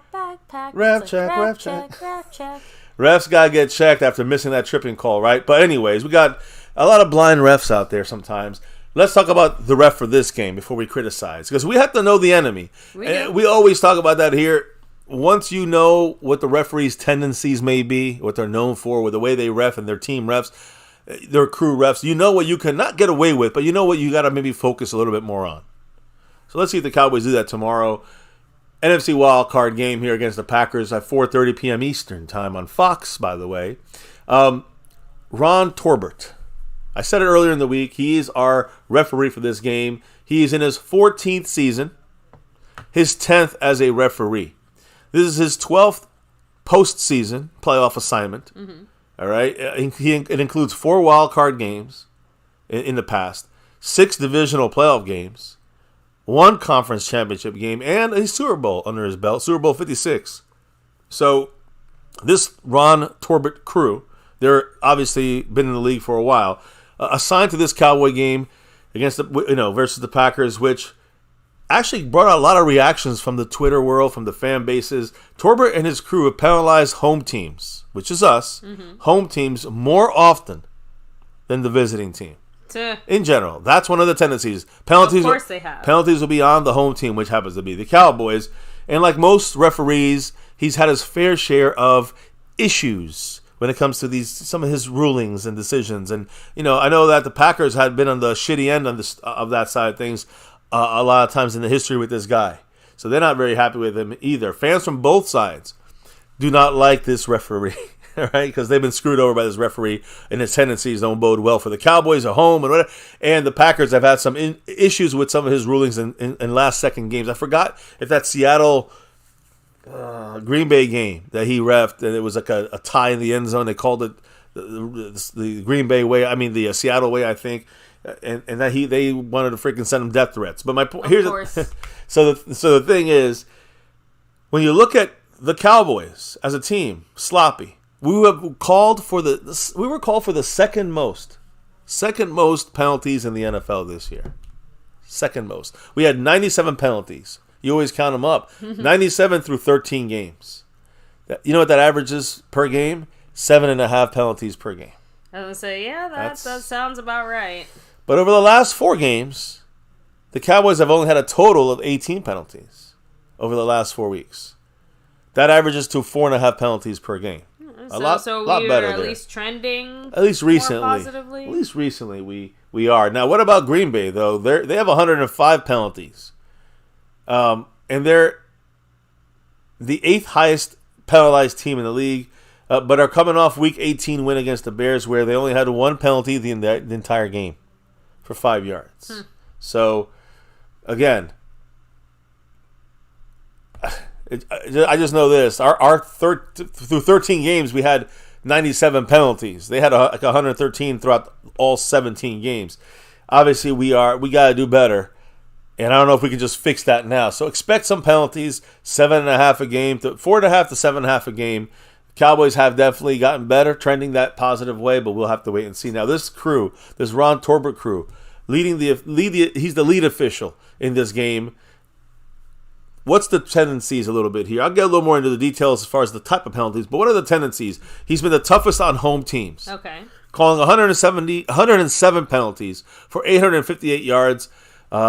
This signals trouble if you look at it for the home team situation for the Cowboys, who were second most penalized in the NFL. Only the Jets were more penalized than us, if you're wondering. That's not some good company to be amongst. Again, Micah Parsons, I don't want to have to keep showing this shit, talking about the refs and stuff. If Micah Parsons keeps getting held, like in this game, against and penalties not being called against Micah's incredible speed. I mean, he's almost superhuman. People don't think that he even can do this, so he gets just smacked in the head, and there's no call right in front of the ref. So maybe he should demonstrate directly to the ref what he can do. I mean, held every time here.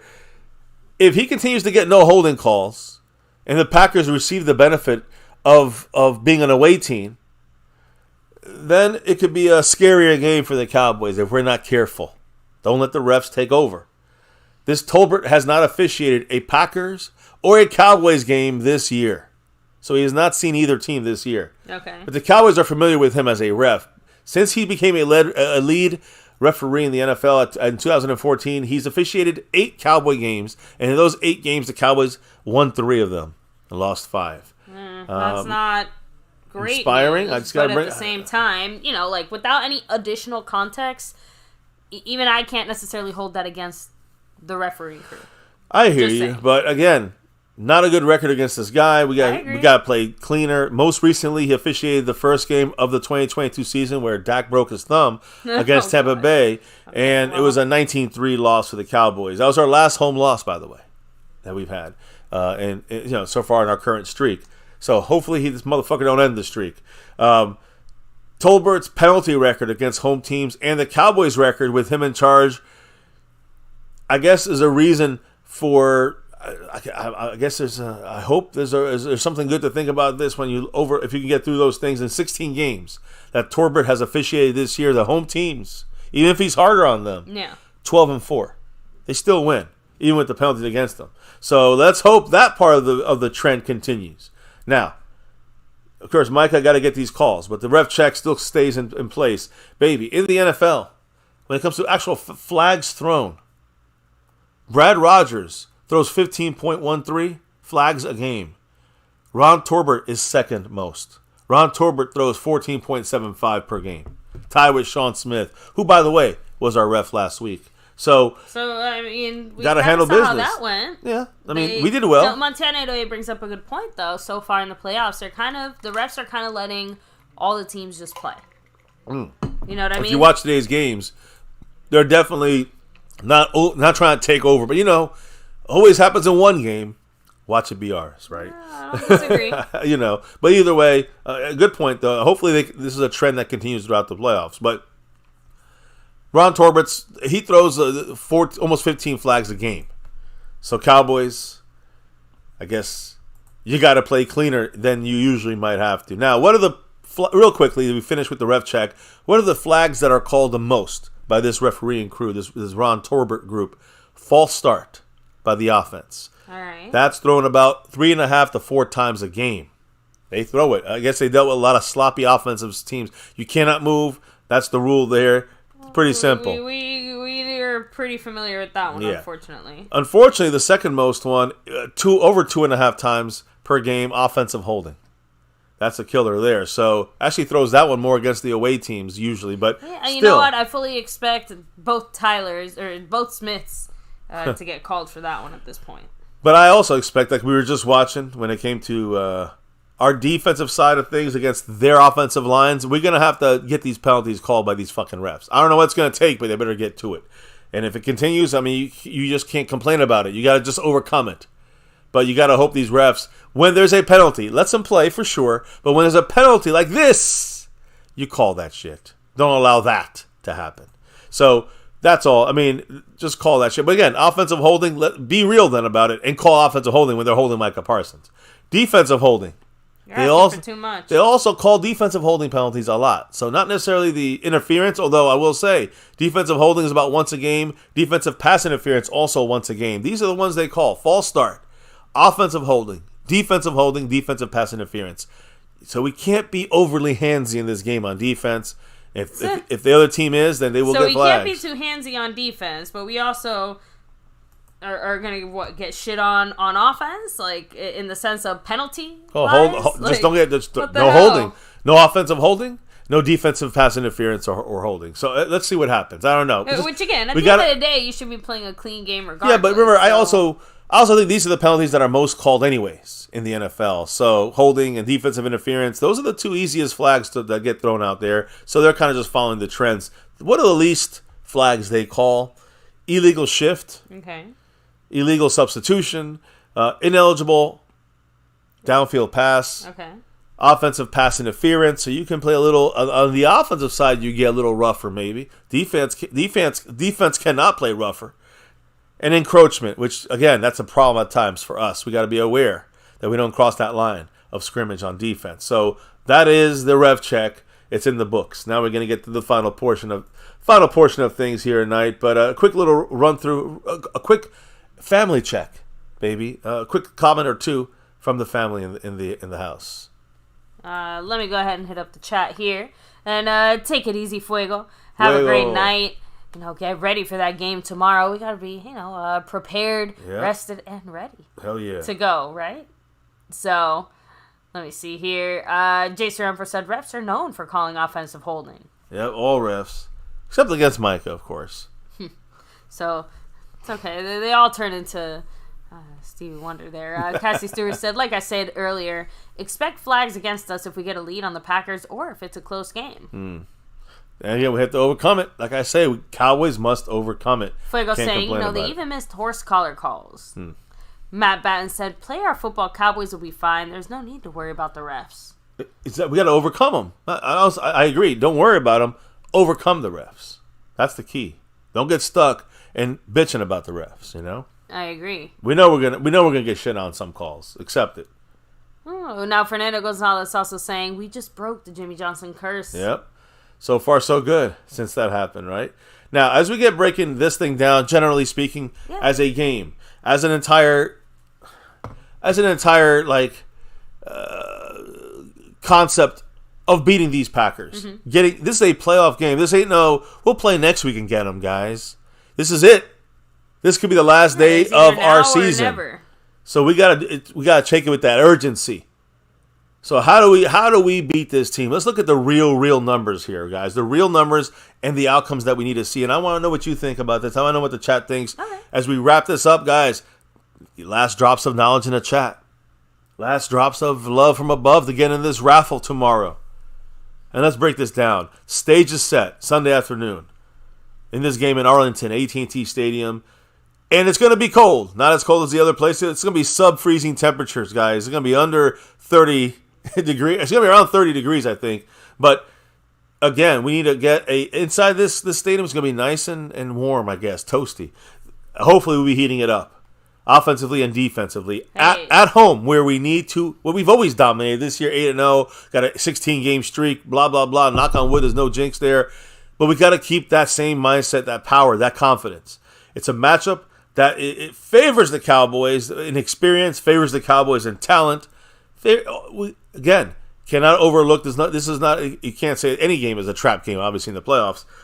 They have some weapons, they have some abilities. We gotta be up here and be ready, good, bad, or ugly. You know how we say, how we do it here and say it here. We gotta take a little deeper dive into this. So just a quick recap of their offense. We don't know if he's going to have all his receivers yet. We're still waiting about Christian Watson, if he's going to play or not. It doesn't really matter because he spreads the ball around. All right? His favorite receiver is the guy who's open. It's not about the name or the number on the jersey. So when you look at that, they run pre-snap motion about 55% of the time. It's more than half the time. Try to throw off the defense. And the Cowboys, our offense, when we run in our offenses in practice, let's say, in games we run it 66% of the time motion, which has been a great increase on this offense. So the Cowboy defense getting a lot of practice when playing against motion offenses like the Packers are. Jordan Love, effective, of course, despite the great effectiveness they have with number 33, Aaron Jones, and running the ball. The Packers only use play action about 28% of the time of his passing plays, which actually helps our pass defense even more, which is one of the best in the league. What it does is the pass rush then will average a faster time to get pressure on Jordan Love, and that equates to his average time to throw is a lot. It takes them a lot longer to throw than it will to get in there, especially if they don't do as much play. If they only do 28% play action. So again, they run shotgun about 64% of the time. We do it about 66% of the time, so it's about the same. The Cowboy defense has been practicing against this.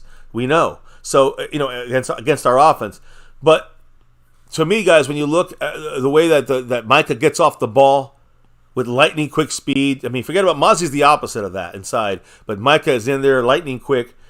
You got to wonder if he'll be rewarded with some holding calls in this game, with them looking at it so closely, right? This refereeing crew. You can only control what you can control. Cannot bitch about the refs, in my humble opinion. So it's Micah getting in there, just got to do his shit, keep going doing it, and get that pressure on Jordan Love. That is a key to this game. Yep. Jordan Love, passing yards under pressure, 993 yards. 4 passing touchdowns under pressure, and 3 interceptions. Not a good touchdown to interception ratio under pressure. Completion percentage, 51%. That's it. His passer rating is 72.5 when he's under pressure. Dak Prescott, under pressure? Well, let me pop them up so we know what we're talking about here, because we're talking about these quarterbacks and how they've kind of ended the season, similarly. And they got, he's 4 touchdowns in front of Jordan Love. Dak Prescott, under pressure, 3,351 yards under pressure, 27 touchdowns under pressure to 8 interceptions. That's a great ratio. Completion percentage, 72%, 71.8% for Dak. Completion percentage under pressure. Passer rating, 105.5 under pressure. Dominating stats compared to Jordan Love under pressure. Big discrepancy there. Never a discrepancy when Mark Hovsepian has his words to speak on. He dropped that J. Lou $2 holler. What did Mark big mahalo to Mark have to say? He said, let's be real. Green Bay has a horrible defense. No excuses. That is great. That's great news for the Cowboys, isn't it? I mean, that's the whole point. Yep. There's no reason for us to not beat the ever-loving shit out of this team and advance to the next round. We should win. We're at home. Their defense is not that good. And as long as we don't shoot ourselves in the foot, yeah. I mean, you know how we start slow, but even with that, if it's a slow start on offense or defense, we still, at home, should control this game. But yeah, it goes into more than just saying that, right, Mark? You just can't say we're going to go in there and just beat them, just without knowing really how we're going to beat them, right? So that's why I like to dive into things and see what their real weak spots are. And so we can see, will the Cowboy coaches do this and play into this, or will they play differently and kind of make it an issue for us, make it harder for us to win a game that we should wipe the fucking floor with the cheeseheads, right? Mark in the house, much love with the 49 points for Big D. He's under that halfway mark as we're getting ready to get into the game tomorrow, going in with Big D right there, stream bossing it. Marco Seppian, much love to you.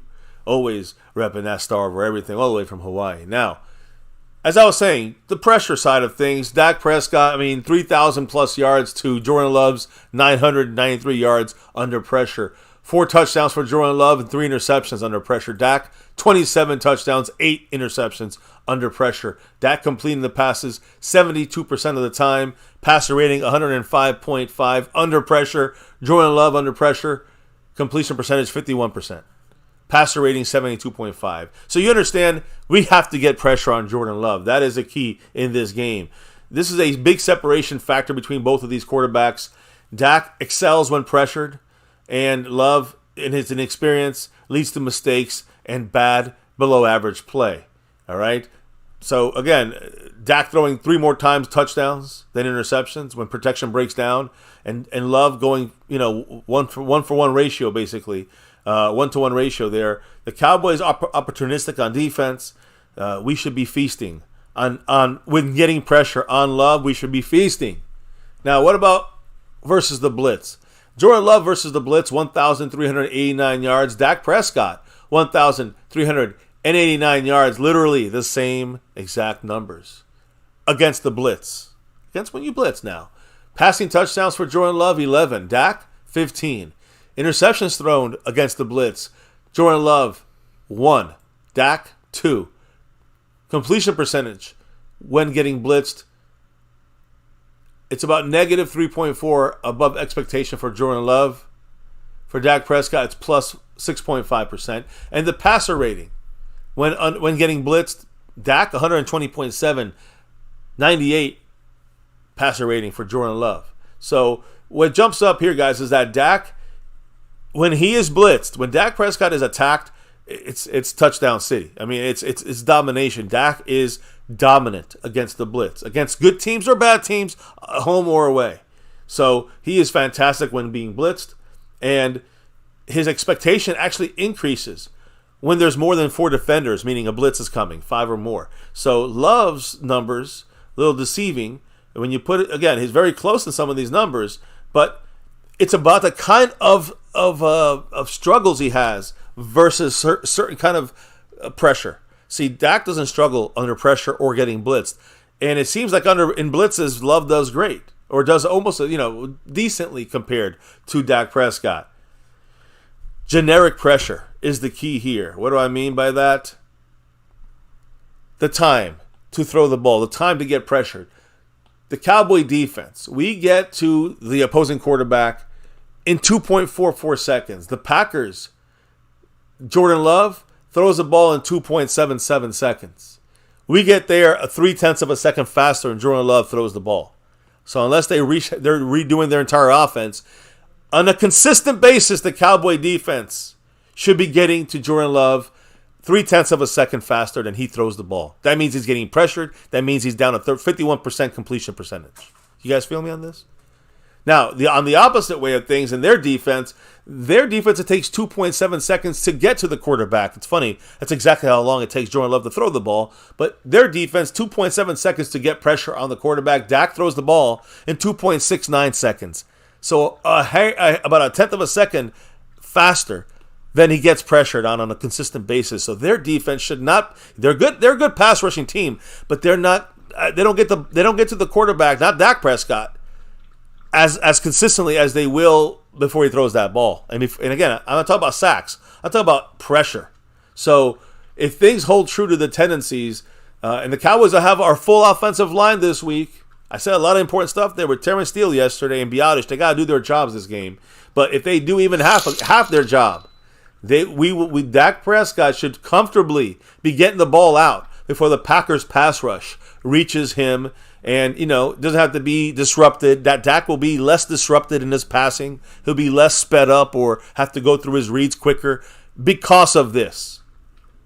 So, I'll stop for it. You guys feel what I'm saying here? Jason Renfro. Yeah, I think I'm picking up. He's dropping that 100, that dollar holler right there. Thank for you Jason so much, Renfro. Jason. I appreciate you. You know what he said? What did the man say? Go Cowboys. Go Cowboys. As he's starting his new raffle entry there, ability, right? He's I think like 9-8 away from another raffle entry. Yeah, bringing Big D down to 48 points. True. Brought him down a little point there, one little rank. So again, if you're looking at this, Dak should be comfortably throwing the ball before any Packer defensive player consistently will get any kind of pressure on Dak Prescott. Dak won't have to worry about speeding up things or being disruptive. While on the other side, when it comes to Jordan Love, he has no choice but to speed up his processing post-snap. Once that ball is snapped, he's got to get faster, throw the ball out faster because he knows that he will be pressured faster than usually he throws that ball. So again, his comfort window to make throws is more than a 1/4 of a second slower than it is that it usually takes Micah Parsons and the Cowboy defense to get into the backfield and apply pressure. So speeding up a young second-year player, first-year starter at quarterback is more. It's exactly what you want to do to try to get control of this game defensively against their offense. It's a recipe for a win for the Cowboys if we can do that on a consistent basis. Jordan Love, now he does get out of the pocket, and when he starts to scramble, you can worry sometimes with his scrambling because, he extends the play, and then you think about, oh, wait, Aaron Rodgers extended the play. Right. And that killed us every time. We said, that play PTSD. Yeah, that play is what he did. He extended the play and got that first down to get that field goal to knock us out the playoffs in 2016. So that's when you think about scrambling out. Aaron Rodgers wasn't really running for the first downs, but he extended the play and then found someone open. The opposite is the case for Jordan Love. When he's out there running at 8 miles per hour or faster, which means he's scrambling, compared to Dak when he's doing this as well, at the 8 mile per hour scrambling number, Jordan Love has only 356 passing yards, while Dak Prescott 885 passing yards. Passing touchdowns from Jordan Love when he's scrambling, 4 passing touchdowns. Dak, 5. Now, passing yards per attempt, Jordan Love has 5.7 passing yards per attempt. Dak has 8.8 yards per attempt. Dak has only one interception. So does Jordan Love when they're scrambling. But it's more about the success rate. He's not very successful when he's scrambling. Completion percentage above expectation for Jordan Love is at negative 5.4. With Dak Prescott, it's at plus 7.7%. When he's scrambling, he's completing more than his expected amount of passes. And Dak's passer rating when he is scrambling, 109.6. He's pulling the Aaron Rodgers stuff right there. While the passer rating for Jordan Love, 79.8. Horribly, horribly bad there. So yeah, that's a big difference. You want to have him scrambling around, guys. That's what happens when you pressure Jordan Love. It's not about when you pressure him. It's how you pressure him, and it's not about the pressure itself. It's how he performs against different kinds of pressures and different kinds of pass rushing looks. That's how he shows his issues. That's how you can see where he has problems. You make Jordan Love throw while he's on the run. And if you're the Cowboys, you're going to either, if you can't get him on the ground for a sack, of course you can still run the ball, and that's the problem. All right? So you got to make him throw on the run. You can't let him run the ball necessarily. You got to have somebody at least being accounted for when it comes to stopping the running of Jordan Love. But it's not Aaron Rodgers extending the play and being successful. It's going to be Jordan Love extending the play and having to run or throw a bad pass. So again, it's the opposite of Jordan. Aaron Rodgers is the opposite of Jordan Love. He extends the play, finds someone open. Jordan Love extends the play and throws a bad pass. Or, again, is able to be more mobile and run the ball down the field for for a short first down. He'll go and grab that. So, again, you got to keep an eye on that side of things in Jordan Love. And when he's rushed and he's getting pressured, his bad throws. He has 98 bad throws out of 579 attempts, which is 17.5% of the time. He's throwing bad passes.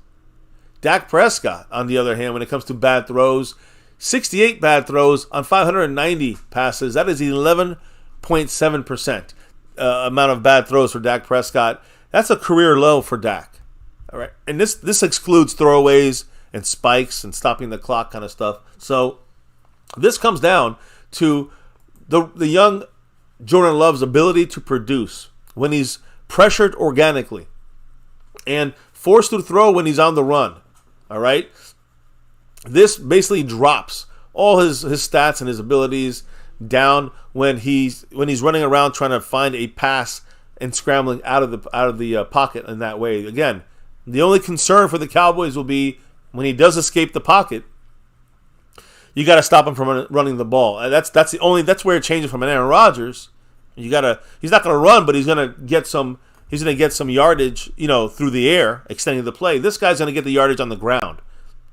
He runs for an average of almost 9 yards per scramble this year on 24 scrambles, which actually is, of course, better than Dak, who averages under 7 yards per carry on his 28 scrambles. Jordan Love also has twice as many rushing touchdowns, 4 to Dak's 2. Sorry. And that matters, guys, because it shows you that the escapability of Jordan Love is the issue when he decides to run the ball, especially more in the red zone. Yeah.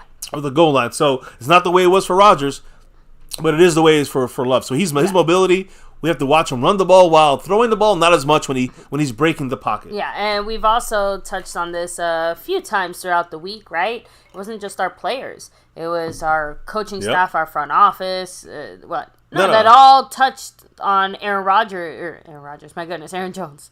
Too many Aarons on this Green Bay team, but touched on Aaron Jones and basically how important and vital it was to stop him or manage him and his, production, basically, if we want to actually try to win this game. So right, but again, running the ball, Jordan Love is the guy that we're discussing in the sense of, I know it's the whole running game. We have to slow down, but Jordan Love's ability to pass, when he escapes the pocket is when he runs the ball. That's when he runs and he's the danger.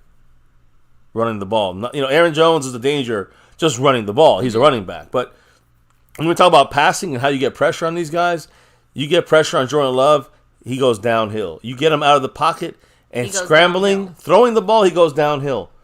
Running the ball for Jordan Love, he's actually a lot better than Dak. So he can be more dangerous scrambling for yardage than he is trying to find and extending a play and throwing it down the field. Usually not nearly as successful as, let's say, for example, Aaron Rodgers or Dak Prescott. in that sense. So, again, bad throws, we know we have to do to make him have some bad throws. Dak, you try to make Dak, if you let Dak in the pocket, he's going to kill you. If you have Dak, if you blitz him, he's going to kill you. If he's under pressure, he's going to kill you. If he scrambles, he hurts you. A little differently, he gets you he gets out of the pocket. He's going to get more yardage in the air. He's going to be a better quarterback than Jordan Love throwing the ball. But running the ball, Dak Prescott still damages you, but Jordan Love will damage you a little bit more, is the point. So, anyways, when you look at the film, the real weakness for the Packers is in the red zone. Okay. So, again, they move very well on offense. They do a great job. Having that Kellen Moore problem? Yeah, a little bit. Well, they're having a little problem. That's what I mean. The Kellen Moore problem. Yeah, back when he was there, we close to no cigar. We'd get in the red zone and never. Well, again, last year actually, Kellen Moore was one of the best in the red zone. But yeah, we always had that problem. And this year we had that problem with Mike McCarthy. Remember, we were doing great between the 20s, and then we got to the red zone, we couldn't score. We had a lot of field goals this year until after the bye week. So I don't know if you remember. Yeah. So anyways, the fact is when the Packers, and you watch them in the red zone, they are very good at moving the ball down the field, chunks of yardage and that kind of stuff. But like I was trying to say, the early Cowboys, the first 6 weeks, the Cowboys got overall over and over again, got into the red zone, and what happened? Couldn't score. We shit the bed every time. Some McCarthy weird play calling, couldn't move the ball into the end zone.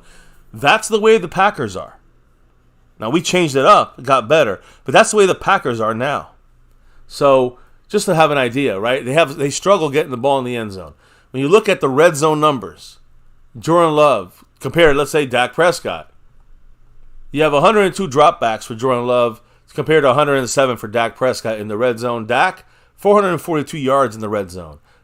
338 for Jordan Love. Jordan Love has 22 passing touchdowns. Dak has 23. Dak has thrown 2 interceptions in the red zone. Jordan Love has thrown 3 interceptions. The passer rating, 89.5 for Jordan Love. Dak, 101.9. Once you get over 100, that's very good. Air yards per attempt. In the red zone, not much room there, 7.8 yards. Not bad for Dak and not bad for Jordan Love, 7.5. The success rate for Jordan Love is a 37.3. For Dak, it's a 42.1. You're seeing more success from Dak there in the red zone, and the amount of pressure that he's getting. It's a little weird just because, again, statistically speaking, their numbers aren't all that far. Yeah, but 10% off. is a big deal there when you look at the success rate on plays in the red zone. Yeah, but again, I'm not trying to play devil's advocate here necessarily. Just that doesn't necessarily mean that Jordan Love is the problem in that statistic. Well, I'm going to break it down a little bit more, but you'll see what I'm saying here in a minute. You're seeing, again, there's obviously an edge for the Cowboys on offense in the red zone compared to the Packers in the red zone. Their efficiency of getting a very efficient big plays down the field really slows down a lot more than you should have when a team is able to move the ball the way down the field. The Cowboys move the ball at this point in the first 6 weeks. We moved down the ball down the field and then stop and had to kick field goals. That's what they're up to right now. They do not put the ball in the end zone. They get pressured. Dak gets pressured 27.1% of the time in the red zone, and Jordan Love gets pressured 33.3% of the time. So 1 out of 3 plays for him. Dak probably 1 out of 4 plays. That makes a difference. And Jordan Love got sacked 8 times in the red zone. Dak got sacked 5 times in the red zone. So those few sacks make differences. That's the difference between winning and losing big sometimes. Difference, all things considered. Yeah. So when you look at that side of stuff in the red zone, and you got to also kind of take a look at, I want to take a look at the running abilities here when it comes to our. I know we're going to switch it up a little bit when it comes to the running on both these teams. Packer running backs compared to the Cowboy running backs combined. We're talking about A.J. Dillon and Aaron Jones, who, by the way, no A.J. Dillon probably tomorrow. He's doubtful. But you look at our side, at Rico Dowdle, Tony Pollard, and the other running backs. When you combine them, they've run in the red zone. Now, this is red zone now. 77 attempts in the red zone for them running the ball. We've run 89 times in the red zone. So we run over 10 more times than they have in the red zone, which is a little surprising to me when they have the better run game. We have the lesser run, yet we run more in the red zone. Rushing yards for them in the red zone, 244 yards for us, 348 yards.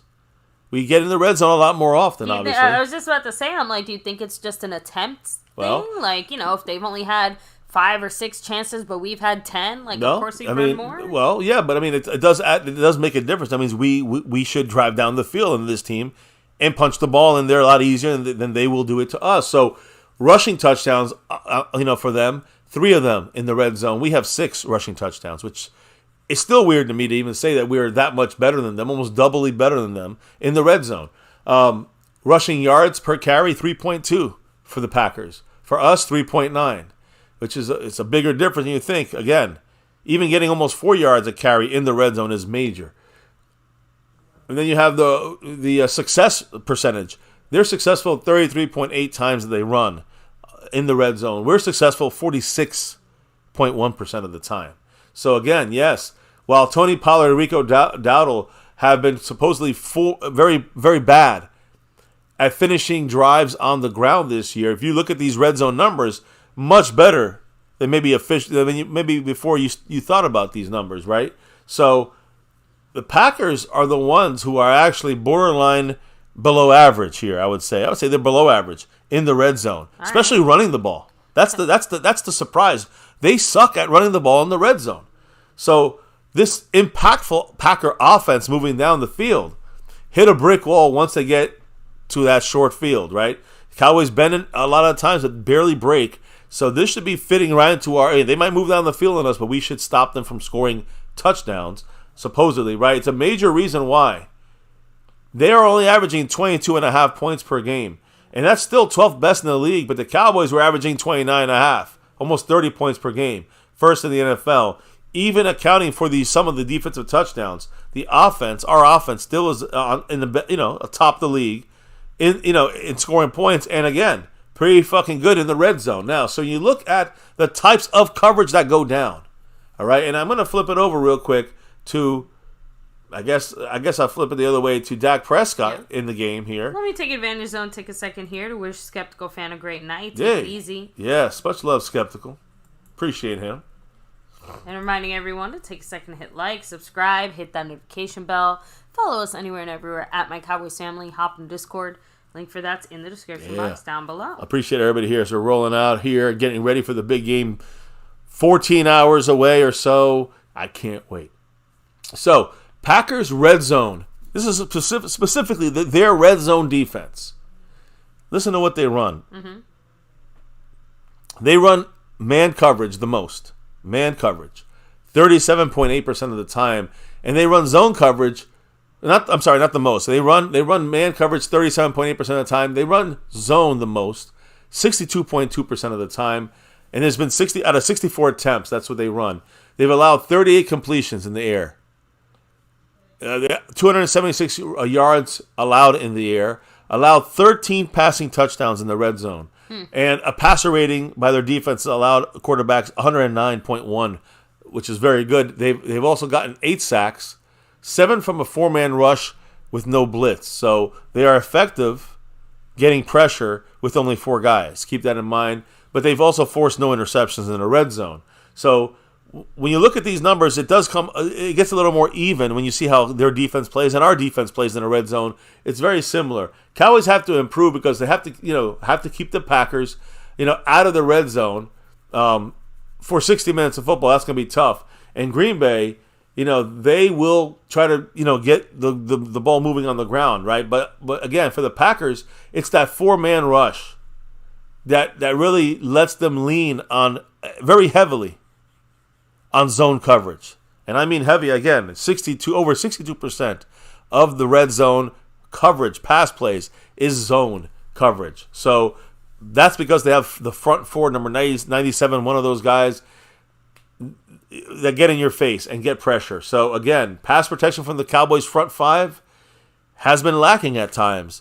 So it's important for the Cowboys to have good pass protection because zone coverage with little pass rush is a death sentence when you have Dak throwing the ball to CeeDee Lamb and Brandon Cooks and Ferguson and other offensive weapons. So we get, again, red zone protection by the Cowboy offensive line will get us touchdowns often in this game against the Packers. Now, when you flip it around and you look at the Cowboy defense against, let me get Dak out of there, but the Cowboy defense against the Jordan Love-led Packers, Cowboys play man coverage 58.9% of the time.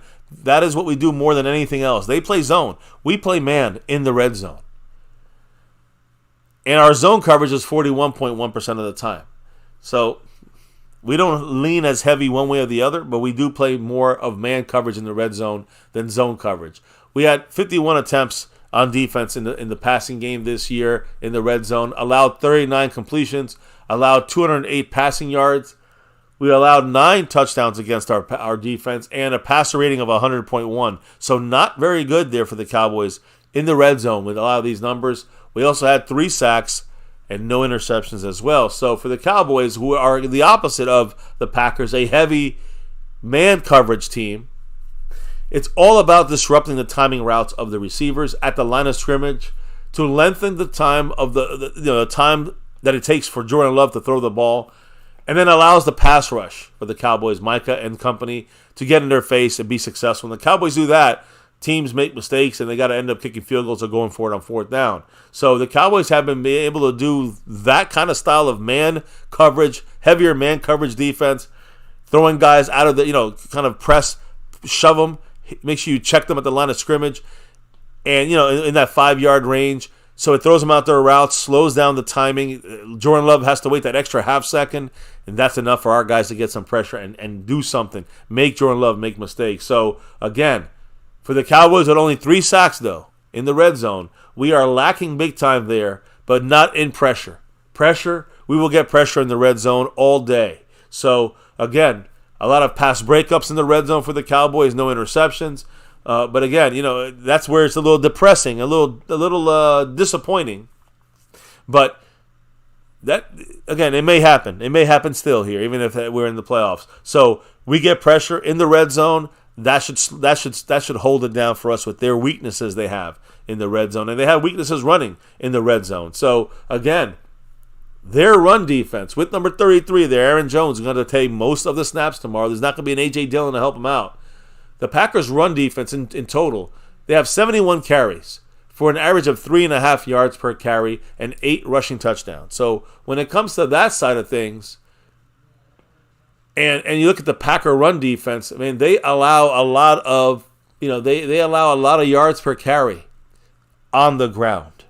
They allow a lot of touchdowns on the ground. I should have the other picture up here, then not that one there, because we're talking right now about the Packer defense. And their Packer defense, guys, 3.5 yards per carry in the red zone, 8 rushing touchdowns allowed. How did the Cowboy defense do? Our Cowboy defense, in 66, so 5 less plays, we are allowing only 3 yards per carry, not 3.5. And 3 touchdowns only. They allowed 8. So our run defense is really good in the red zone as far as allowing touchdowns and allowing yardage. So the Cowboys, again, we're definitely shaky sometimes defending the run, especially without Hankins throughout a game. But we're really not bad at defending the run where it matters the most, and that's in the red zone. And the Cowboys are really good at keeping teams really out of the end zone, out of touchdowns, right? Especially on the ground.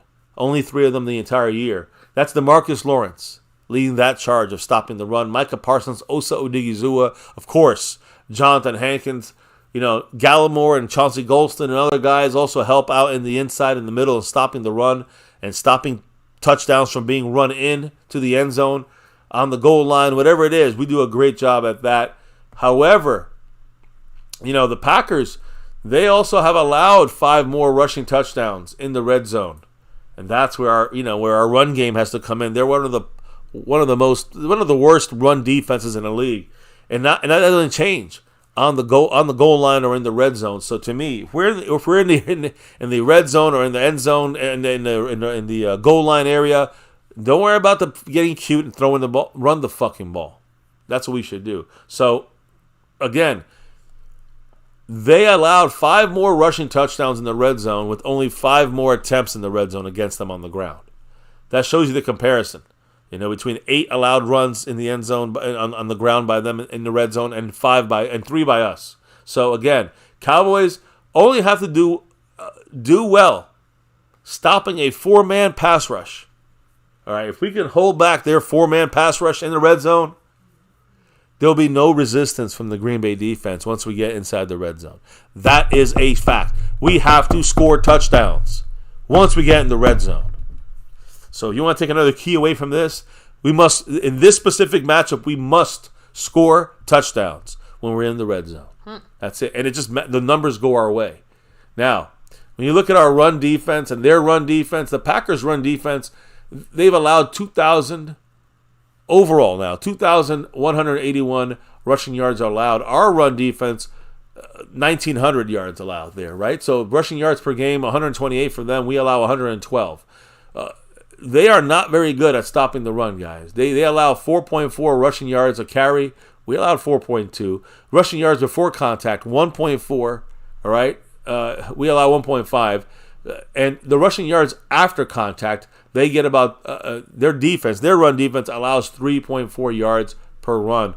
Our run defense only allows 2.8 yards after hitting them for the first contact there. So they've allowed 57, 10 or longer yard runs. That's 11.6 of percentage of their runs. The Cowboys only 10.5%, 48 runs of 10 or more. So about 10 less of big play runs that we've allowed in their defense. So they will crack. They will allow runs, a big 10-yard run or longer.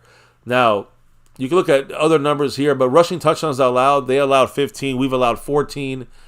Contact behind the line of scrimmage, they do it about 40.6% of the time. We do it about 35.5%. So they're actually, that's the one thing they're better at us when it comes to run defense, because we really have been better. We have a better run defense than the Green Bay Packer run defense. So keep that in mind, all right? Because Cowboys, yards per game allowed, yards per carry allowed, yards after contact, stuff percentage, and most importantly, the percentage of 10 or longer yard runs. The Packers are worse than their defense is worse than our run defense when it comes to most numbers here, guys. So to me, on our offense against their defense, Pollard, Rico Dowdle, these guys can break one for 20, 30, maybe the full fucking Monty.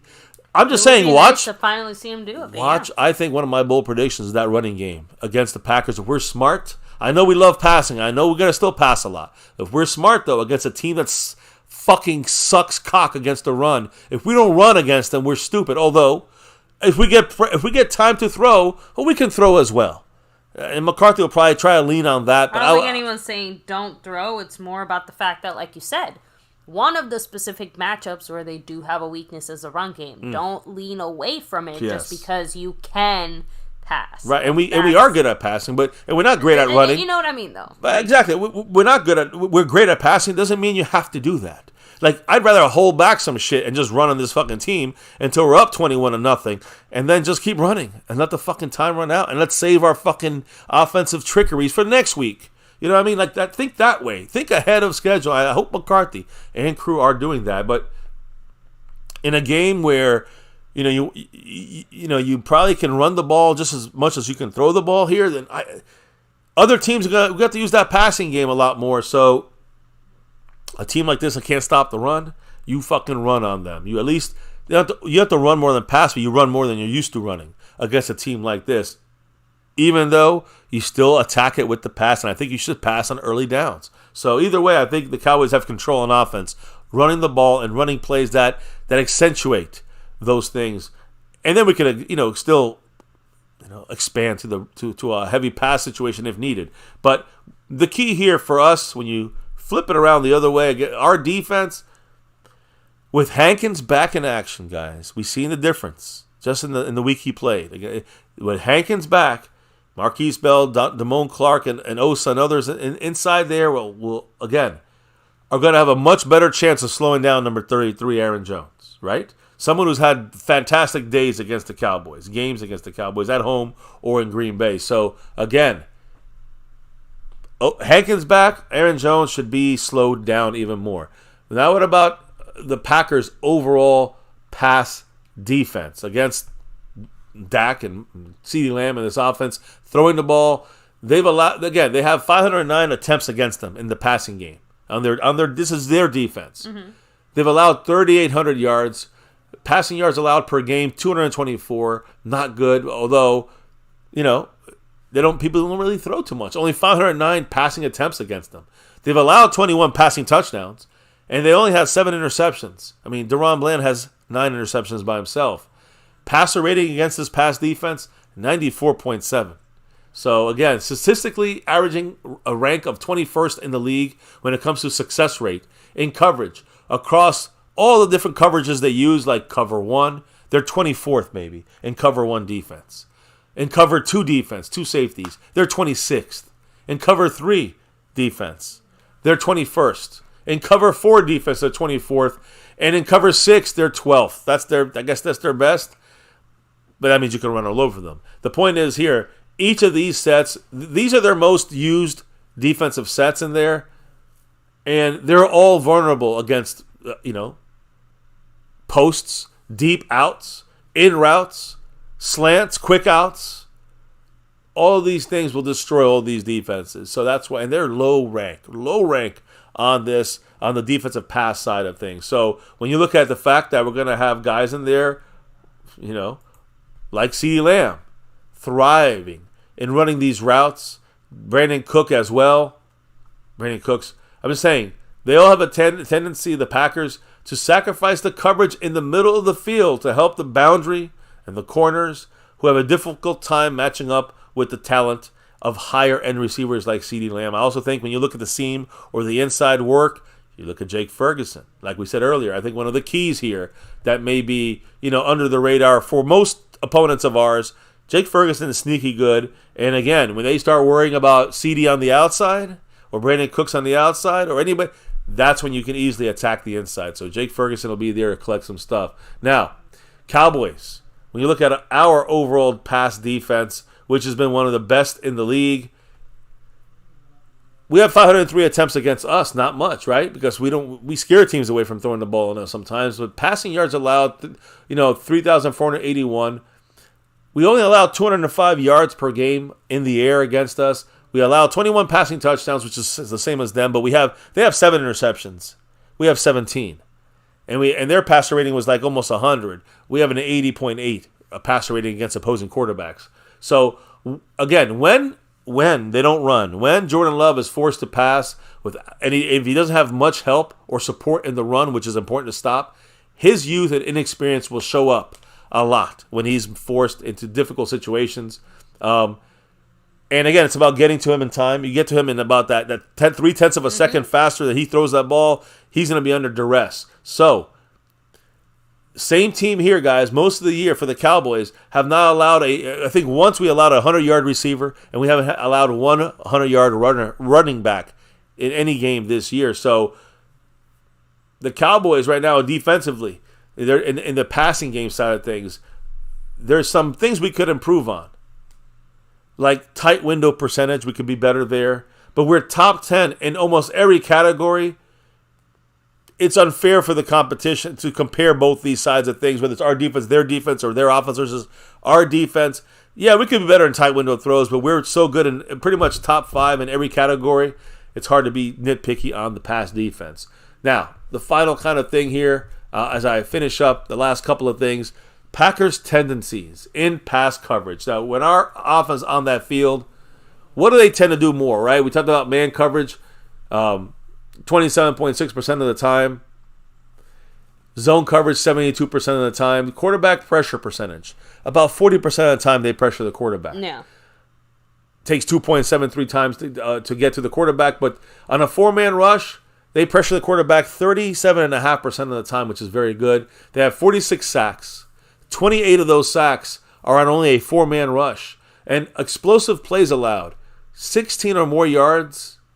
They average about 5.3 of those kind of plays allowed by their defense. So, so they allow a lot of big plays there. The blitz percentage, 1 out of every 3 plays, 33.3%. And again, on first down, they blitz about 39%. On second down, 38.5%. On third down, 22%. So they blitz less as the downs get, as it gets late, this first down they blitz more, second down a little less, third down a lot less blitzing. So again, zone heavy defense like they do have, guys. They're a very zone heavy defense overall, not just in the red zone.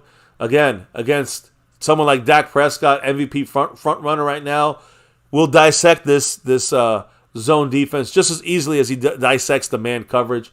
A good pressure team, which the Packers do. They don't get sacks. They get sacked, but they get one less sack than we have. But they really do well at pressuring the quarterback as well.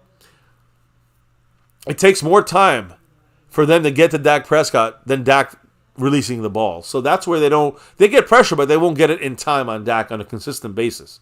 And again, Dak gets out of the pocket. His numbers will still go up compared to most other quarterbacks breaking the pocket. So he's good either way, Dak Prescott. The Cowboy Dak and the Cowboy passing attack at home is as explosive as they come and dangerous. So most of the Packers sacks come on, again, a lot of their four-man rush, 28 sacks came on four-man rushes because they don't like to blitz. When they do blitz, it happens on first down more than any other down, and they rarely send an extra man on third down because they are fearful and an already questionable exposed secondary. On third down, they have to keep guys in coverage because they will get burned if they do any kind of. So Dak will have time to pick apart this defense on third down and 3 or 8 or whatever it may be, even if they have an extra guy in coverage. So again, the Cowboys are going to know on third down they're not going to send an extra guy at the quarterback. The goal is for the Cowboys' offensive line, not more than McCarthy, more than Dak or CD, the offensive line to be effective so that it forces the Packers into having to send another extra player in there. And once they do that and take someone out of coverage, it will be even easier for Dak to pick apart this Green Bay Packer secondary and defense. That's on that side of the ball. What about the other side of the ball, our defense? What's our tendencies in coverage? Man, 45% of the time. Zone, 54% of the time. Again, in the red zone, we do more man. But in the whole overall span of a game, we do more. 55% of the time, we do zone. So we pressure the quarterback 42% of the time. We get there at 2.44 seconds. On a four-man rush, 41.5% of the time we get in pressure. We got 46 sacks, 27 of them on four-man rushes. Very similar, as I said, to the Packers. But explosive plays allowed, a whole play and a half less. 4.3 explosive plays per game, which are, of course, 16 yards or longer plays. Blitz percentage, we blitz the same as they do, 33.5, and they do it 33.3. And the blitz splits, first down, we blitz 28.6% of the time. On second down, we blitz more, 35.3%. Third down, almost the same, 33.5%. And third down, 1 every 3 times we're blitzing. So we blitz. Dan Quinn likes to blitz more as we get later in downs, while the Packers blitz less because they're scared. We're not scared because our coverage is there and the pressure is there. The Cowboys have been a bit more zone, generally speaking, but it is deceiving because we're usually more leaning on man coverage in the important situational plays of a game. We go man. And that's when we really kind of shut down teams. We don't do it the whole game. And we lead the league in amount of pressure that we get on a regular basis. Unlike the Packers, we're also the fastest on how long it takes the Cowboys front four to reach the quarterback. So the Packers get in there, but it takes them a little longer. We get in there and get in there fast. So pressure, the amount of pressure, the oftenness of it, it's Cowboys destroy the Packers in comparison. But the Cowboys excel at a four-man rush. We don't have to blitz that much. We do blitz, but we don't have to blitz that much. The Packers' offensive line is a liability, not in the run. In the run game, they are good. But, I mean, they're actually average in the run game, a little below average. But in the passing game, in the pass protection, they're supposedly one of the top solid blocking offensive linemen. But this is where there will be issues for them in this game. At the edges, and specifically, as I said yesterday, baby, Micah Parsons going up against left tackle number 63, Rasheed Walker, is one of the keys to this game, in my opinion. And that is where they're going to have leakage, and we're going to be able to hopefully get some pressure through there. I believe with any of our guys, but Micah, of course, even more so. The point is, their big weakness comes from the edges, from getting pass rush, not from the inside, but from the outside. And that's where their offensive line, although solid pass protection, That's where they have their issues, guys. So, again, our high pass rush success comes without the need of blitzing too often. But the Cowboys still blitz on certain down and situations. Second down, some second downs we blitz, some third down and longs, or some important third downs. You see the Cowboys bring the blitz. So it's going to be interesting to see the way Matt LaFleur and the head coach of the Green Bay Packers, how he tries to attack the outside in the running game with number 33, Aaron Jones. He's going to do that early and probably often against the Cowboys. And if we can't stop him, he's going to continue doing it. If we can stop him or slow him down in the edges, and again, score some points on offense, this is what's going to really be the end of the Packer game. It should be. Finishing up, guys, I promise my last thing here.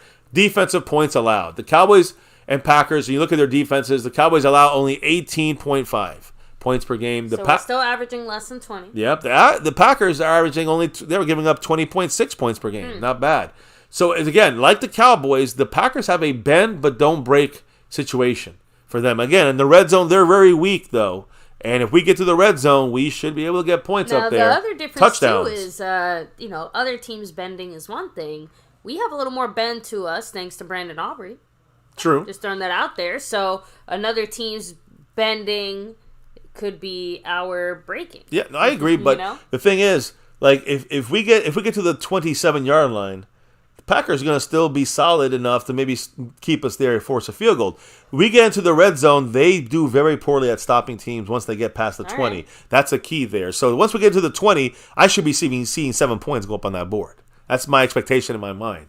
At least by the numbers, by the tendencies, by the fucking 17 games you've seen both these teams play. So they bend but don't break, which is fine for us because if we bend them enough to get to the red zone, they will break. But again, the Cowboys, that's the policy. And for the Cowboys, do this as well. So to me, it comes down to the team that has the most red zone success. Cowboys are much better on defense than the Packers when it comes to the red zone ability to stop the opponent. So again, Cowboys have the bigger advantage here. The Packers have been figuring out some things recently, the last 3-4 games, offensively, to get their point total a little bit higher than their usual. But look at their last game. A must-win game for the playoffs against a subpar Bears team, divisional game. They were held to 17 points. So even then getting some bigger games recently to get that point total to 20, it was lower for them. Not 20, but to get their offensive points a little higher, that really is not, that's a little deceiving. Although, like I said, sometimes against a tougher defense or even a mediocre defense, they can only put 17 points up, even with that offense we've talked about. So, again, in that Week 18 game against the Bears, they only scored 17. They snuck it out, 17-9, was it? And again, the blueprint was there. Again, given by the Lions. Dan Quinn has the weapons and the scheme to to stop any team. So I think we can easily stop this Packer team with our players, with the Dan Quinn scheme. But I do want to reiterate, it's about player execution and not making dumb mistakes, which equals, AKA, self-discipline. Cowboys have to be disciplined on defense, not give up stupid plays and free first downs, late hits, or dumb fucking, offsides penalties. That will kill us against a team like the Packers. So you have to know that Jordan Love and the Packers' passing offense depends largely on the ability for his receivers to get yards after the catch. So we got, again, a problem we had against the Bills is lack of tackling. So when these guys will throw a quick slant, we got to make those tackles. We can't let them burst one for 20, 30 yards. So again, they really depend on the yak yardage. I think 47.9% of their passing yards have come yards after the catch. Almost half their yards came after they caught the ball. So keep that on. It's not that they're earning it through the air. They're earning it with the receivers running after the catch.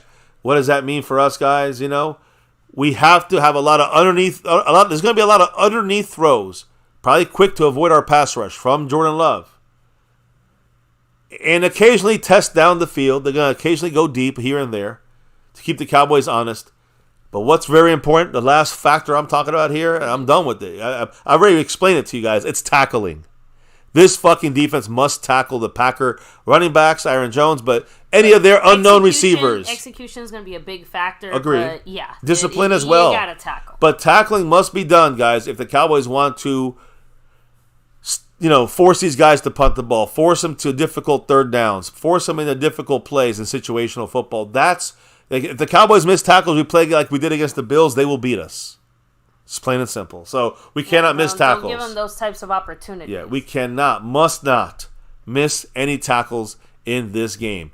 And again, we'll miss one or two, but you know what I mean. We cannot give up 12 missed tackles like we did against the Bills and expect to fucking win the game. We'll get blown out. So that's obviously very important against this team, which relies on almost 50% of their fucking receiving yardage. Almost 50% of their receiving yards comes after they catch the ball.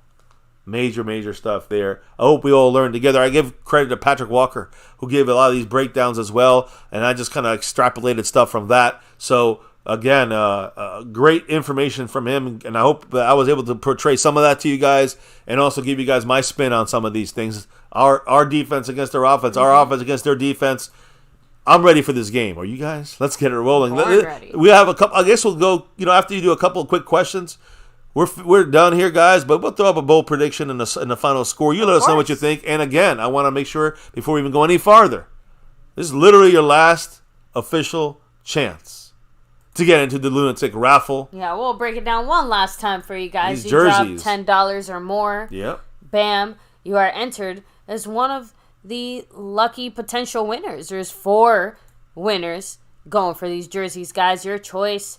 Player, style, size. As long as we got it, you got it. Sewn and stitched, old school, new school. You know the deal. 4 winners. Each of them will get one of those jerseys. We're not giving you a CeeDee Lamb or Dak Prescott. We're letting you pick out of the 40 different guys, old school or new. Mm-hmm. We don't have Brandon Aubrey or nothing like that, but you know what I mean. Reasonable, known players across our team now and, of course, in the past. A lot of choices. Of course, a lot of teams. All the teams available as well if you're not a Cowboy fan. And, of course, other sports available as well. Cowboy Mosh making it happen on the actual jerseys side. But look at the man, the Lunatic, making this happen for the family here. So how do they get in this? I know you started saying it. Yeah. But every $10 you get a jersey, you get a raffle entry. And once you hit that $10 mark, if you're in the membership, a second entry, automatically upping your chances to win one of these 4 jerseys. But it doesn't stop there. Every combination of $10 on top of that adds another raffle entry for you. So you got 6 raffle entries, and others got 2. You got a better chance that your name pops up when we grab the 4 names here. 4 different winners. Out of the current 28 people we got, we're going to have 4 winners out of 28. That's not a bad percentage. So right now you can up your chances still. Last chance, the last 10 minutes of the stream, to up your chance on this or even just get in this thing. Either way, appreciate everybody that's currently in it. Stacking raffle entries or just jumping in with one. And truly appreciate the man, the Lunatic, for making this happen the last, basically, week and a half. We've done it the last 2 weeks. We're adding them up. The raffle entries, we'll have it ready for tomorrow and do it live here on My Cowboys Family. Halftime of this big wild card, cheesy, stinky green cheese, Green Bay Packers shitheads here in Dallas. Hopefully getting their asses whipped by our Dallas Cowboys. Tomorrow, halftime right here on My Cowboys Family. Hell yeah. Much love, the Lunatic, and hey, good luck to everybody in the raffle. So let me go ahead and start, hitting up some of the comments here. But before I do, shout out to the sponsor of the week, Jason Renfro. Hell yeah. Back to back like our 90s Cowboys. Thank you, JD from DC. Woo. The membership gifting king this king week. of the gifting. You see Big D up there with 48 points on the stream boss. And of course, Snug X. You know why he's here. The Cash App King, 3 weeks in a row. 1, 2, 3. Hell yeah. Big D, 48 points. Looks like he's going to take us into the game tomorrow as we put the cameras on and get ready for the live stream reaction from MCF here, the wife and I, but also the leader on the gifting board, Skeptical Fan. He's got 7 on it. He's got a touchdown. I think he's up 3 on Jason Renfro on that gifting board. And then if you look at the overall board, it is still the leader, Marissa Sparkle, on the Cash App lead, coming for that crown from SnugX, trying to break that streak, and also the overall leader currently on this board. So, good luck to everybody, and everybody holding that down right now as we get into this game. You will be representing us for this game tomorrow against the Packers, but also we're going to crown some new champions, hopefully, for next week. We definitely crown some champions, new or old, but it'll be for the divisional round game. Kicking off, breaking it all down on Monday. Hopefully. a Victory Monday. You know what I'm talking about. Yes. So, baby, I'm sorry. You continue hitting it up. You got a good roundup there. We got all the information out. And I'll shout out some of the people later. When you do all the shout outs, I'll do the shout outs of the people that dropped the love today. Of course. But, hit up a couple quick comments. We'll start doing the shout outs as well right now. So it was a nice long stream. The pregame preview. We have Cogs saying, I still have a Felix Jones jersey if anybody wants it. Oh, Akeem Sears. No, Dak is not hurt. All fake news. Dak is fine. It's just more that Cooper Rush has the illness. Yeah. So, Asmodeus, much love. Jason Renfro, you know it. Rhonda's Lovely Sparks, thanks for being here. Much love. Snug X, an after party after the game. Probably similar to last week where we just kind of, this obviously is always the Cowboys are victorious, where we just kind of stayed a little bit longer after the stream than maybe we thought. It's going to depend what happens, but I'm going to be real. I had a rough one this last night to this morning, so it won't be any after dark stuff going on. It's going to be he said after party after the game. No, I know. I'm not talking about that. I'm talking about like after dark stuff. I know some people have asked me literally like an hour ago about after dark. No, man, I had a rough one yesterday on the after dark. You guys knocked me out quick. And I wasn't really prepared, but the thing is tomorrow, the stream will be over tomorrow. Once that stream ends, even if we do some kind of after dark thing, it's going to start for the new week. You know what I mean? Like if we do anything later on, late that night. But for the game, once that stream ends, we're good there. And, the party might be a good party. After party might be something quick and we're out of here. If we take an L for some fucked up reason against the Packers, I'm not going to celebrate a loss. No, I don't. That'll be detrimental to my health. Mary Alvarez, much love. Yes, Mary. Have a great night as well. Matt Batten, thanks for being here. Bruce got the toxic juice, by the way. He said 42-20 Cowboys. I'm feeling more like a 30-17 Cowboys.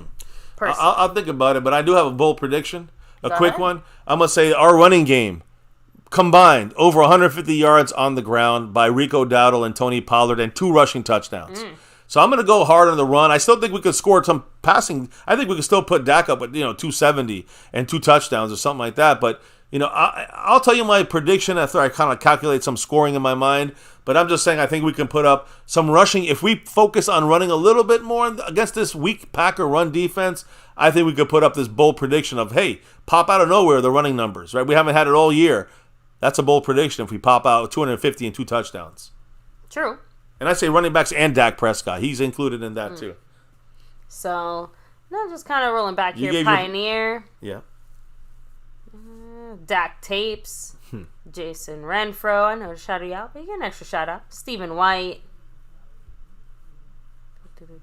Cassie Stewart, have a great night. I know Skeptical Fan already went to bed. Have a great night. Lord Nova.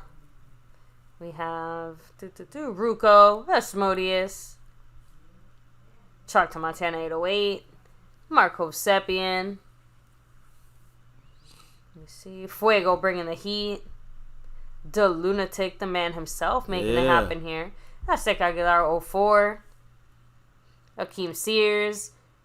Let me see. Yeah, and I think that's everybody here so far, at least, as far back as I can go. So, guys, again, huge shout out to everybody here chilling, hanging with us. Why don't you go ahead and do the shout out to everyone who dropped the love? I am. I will do that. I also wanted to say, my prediction, I guess you can say, I was thinking in my head here, and I think we could get 31 points. I think it could even be higher. I truly think it could be 38. So I'm saying 31-38 on offense, but I'll be simple. I'll say 31, and I think it'll be 31-17, but I'll even give them 3 on top. 31-20.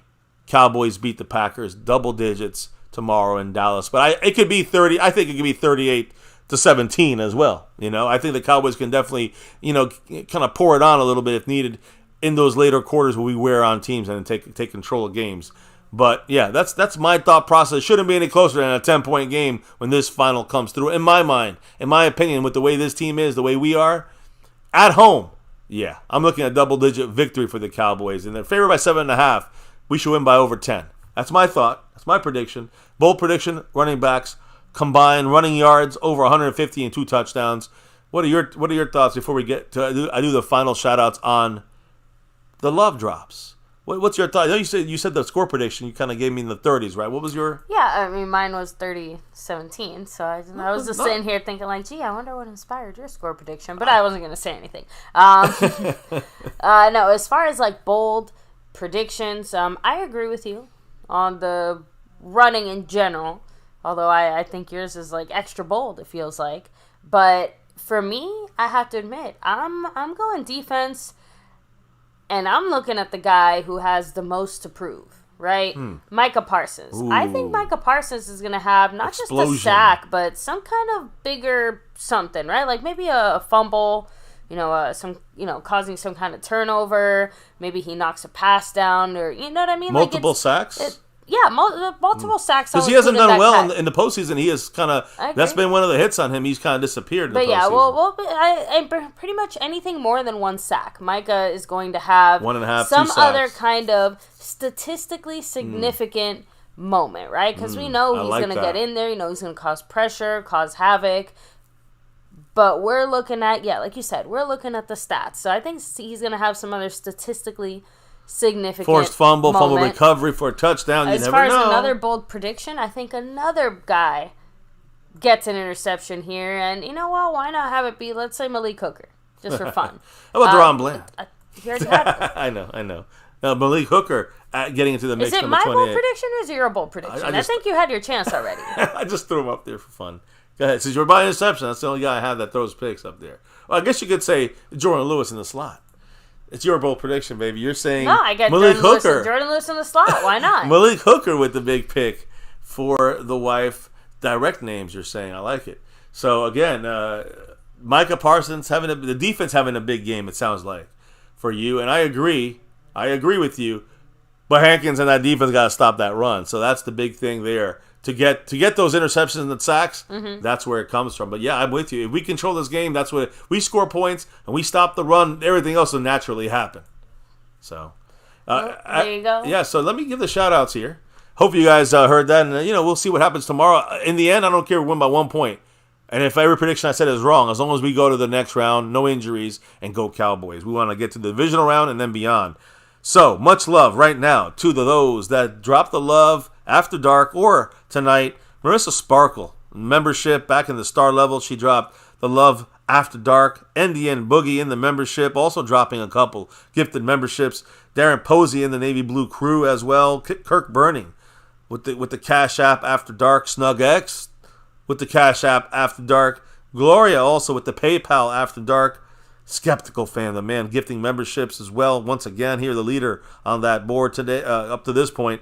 Mary Alvarez with the early, raffle entry drop right there. 2 drops there, Tony Pollard style by Juan Carlos. We got Jason Renfro always dropping a little love in the house here. And, of course, the man from Hawaii, Marco Sepien, dropping his 2 cents on here on the Cowboys. Appreciate everybody in the house and everybody who dropped the love, dropped the knowledge, dropping in here, chilling with us on this final pregame preview. The late Dallas Cowboys show here, content creator YouTube style here at My Cowboys Family. So, baby, now that we wrapped it up, I'm ready for this game. Again, we're about 13 hours away from game time, kickoff. I'm so excited. I'm so ready. I know you guys are too. This could start. We blow this, we're out. The season's over. But we got to get in there and get it in there fast, start off fast, and control this game. We do that, we'll see you in the divisional round. Baby, why don't you let everybody know why we do this here on My Cowboys Family each and every day? Again, it's that navy blue. Hell yeah. That silver too. Fuck yeah. And that star over everything. Over everything. Win, lose, or draw. Good, bad, or ugly here on those 3 letters on my shirt, MCF. You can see it on my hat. We rep that star over everything. And here, for 6.5+ years, on YouTube, on this channel, on My Cowboys Family, never forget the number one thing here, now, and forever. As always, go Cowboys! Let's get that 6 and beyond, starting with a playoff win against the Packers. We'll be back here tomorrow, guys. Lights, camera, action, and everything rolling as we hopefully start rolling for these 4 in a row in the playoffs. It starts with the Packers tomorrow right here on My Cowboys Family. It'll be 4 o'clock Eastern when we probably kick it off. 3 Central, 2 Mountain, 1 West Side. And, of course, Hawaii. even later. Guys, or even earlier, I should say. Guys, thank you all. Congrats to everybody who got into this membership raffle, or into this, not membership raffle, into this 4-jersey raffle from the Lunatic. We'll see who wins this tomorrow at halftime. Gonna probably lock it. You could probably give the love after, overnight if somebody wants to drop something through Cash App or PayPal, whatever. We'll still, the thanks button that works. We'll add that to your list. Your last, I guess you could say, your last raffle entries. But once the stream starts tomorrow, we're locked it up. We got our raffle ready to roll, and I don't think we're gonna be able to add any more raffle entries at that point. But you want to make sure you get in there. Here's your your last chances before kickoff. So guys, thank you again for rocking with us, dropping your knowledge in the chat all night long. Big shout out to the Lunatic for making this raffle happen. Again, incredible shout outs to you guys who dropped that love from above all night long in the membership, Cash App, PayPal, Super Chats, membership gifting, on and on and on. Thank you guys on that. And baby, before we can drop out, clock out, and get ready for this big, huge playoff game tomorrow here on My Cowboys Family, what do we have to do before we drop out of here for the night? We gotta drop the beat. Oh yeah, our beat's been dropped. I'm ready for some playoff football, guys. It's finally here. Technically, it's here. I think on all 3 coasts. It's game day. We'll see you in about 13 hours, 12 and a half hours for the thing, guys. Appreciate you all here as we wrap up another one. We wrap up another Cowboys chat here in the books with you all on a Saturday pregame preview, playoff pregame preview against the Fudge Packing Packers. Guys, it's here. We're ready. Let's take them on. I cannot say any more about this game than I already have. It's on. Let's get it on tomorrow here, 4 o'clock Eastern Time. MCF, repping that navy blue, that silver too, that star over everything. Never forget the number one thing right here in this channel, the number one thing right here on My Cowboys Family. Much love to everyone in the house here chilling with us. We'll see you back here tomorrow for another one. Hit that like button for the stream. Subscribe to the channel. Keep growing it. A little away from 30K. Of course, hit the notification bell to all videos. We're kicking this thing off tomorrow, so join us. You'll find out through there or through Discord. You can join us there. X or Twitter or all social media at My Cowboys Family, so you know we're going live through there as well. Guys, stay safe. We'll see you tomorrow. Cannot wait. Peace out, and never, ever forget.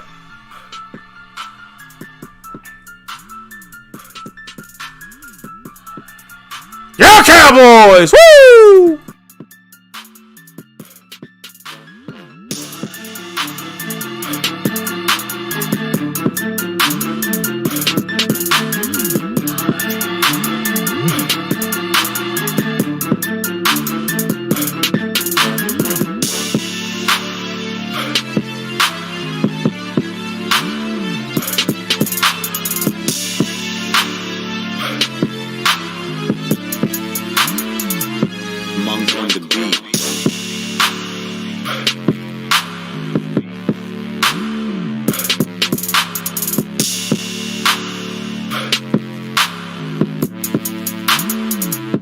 Monk on the beat.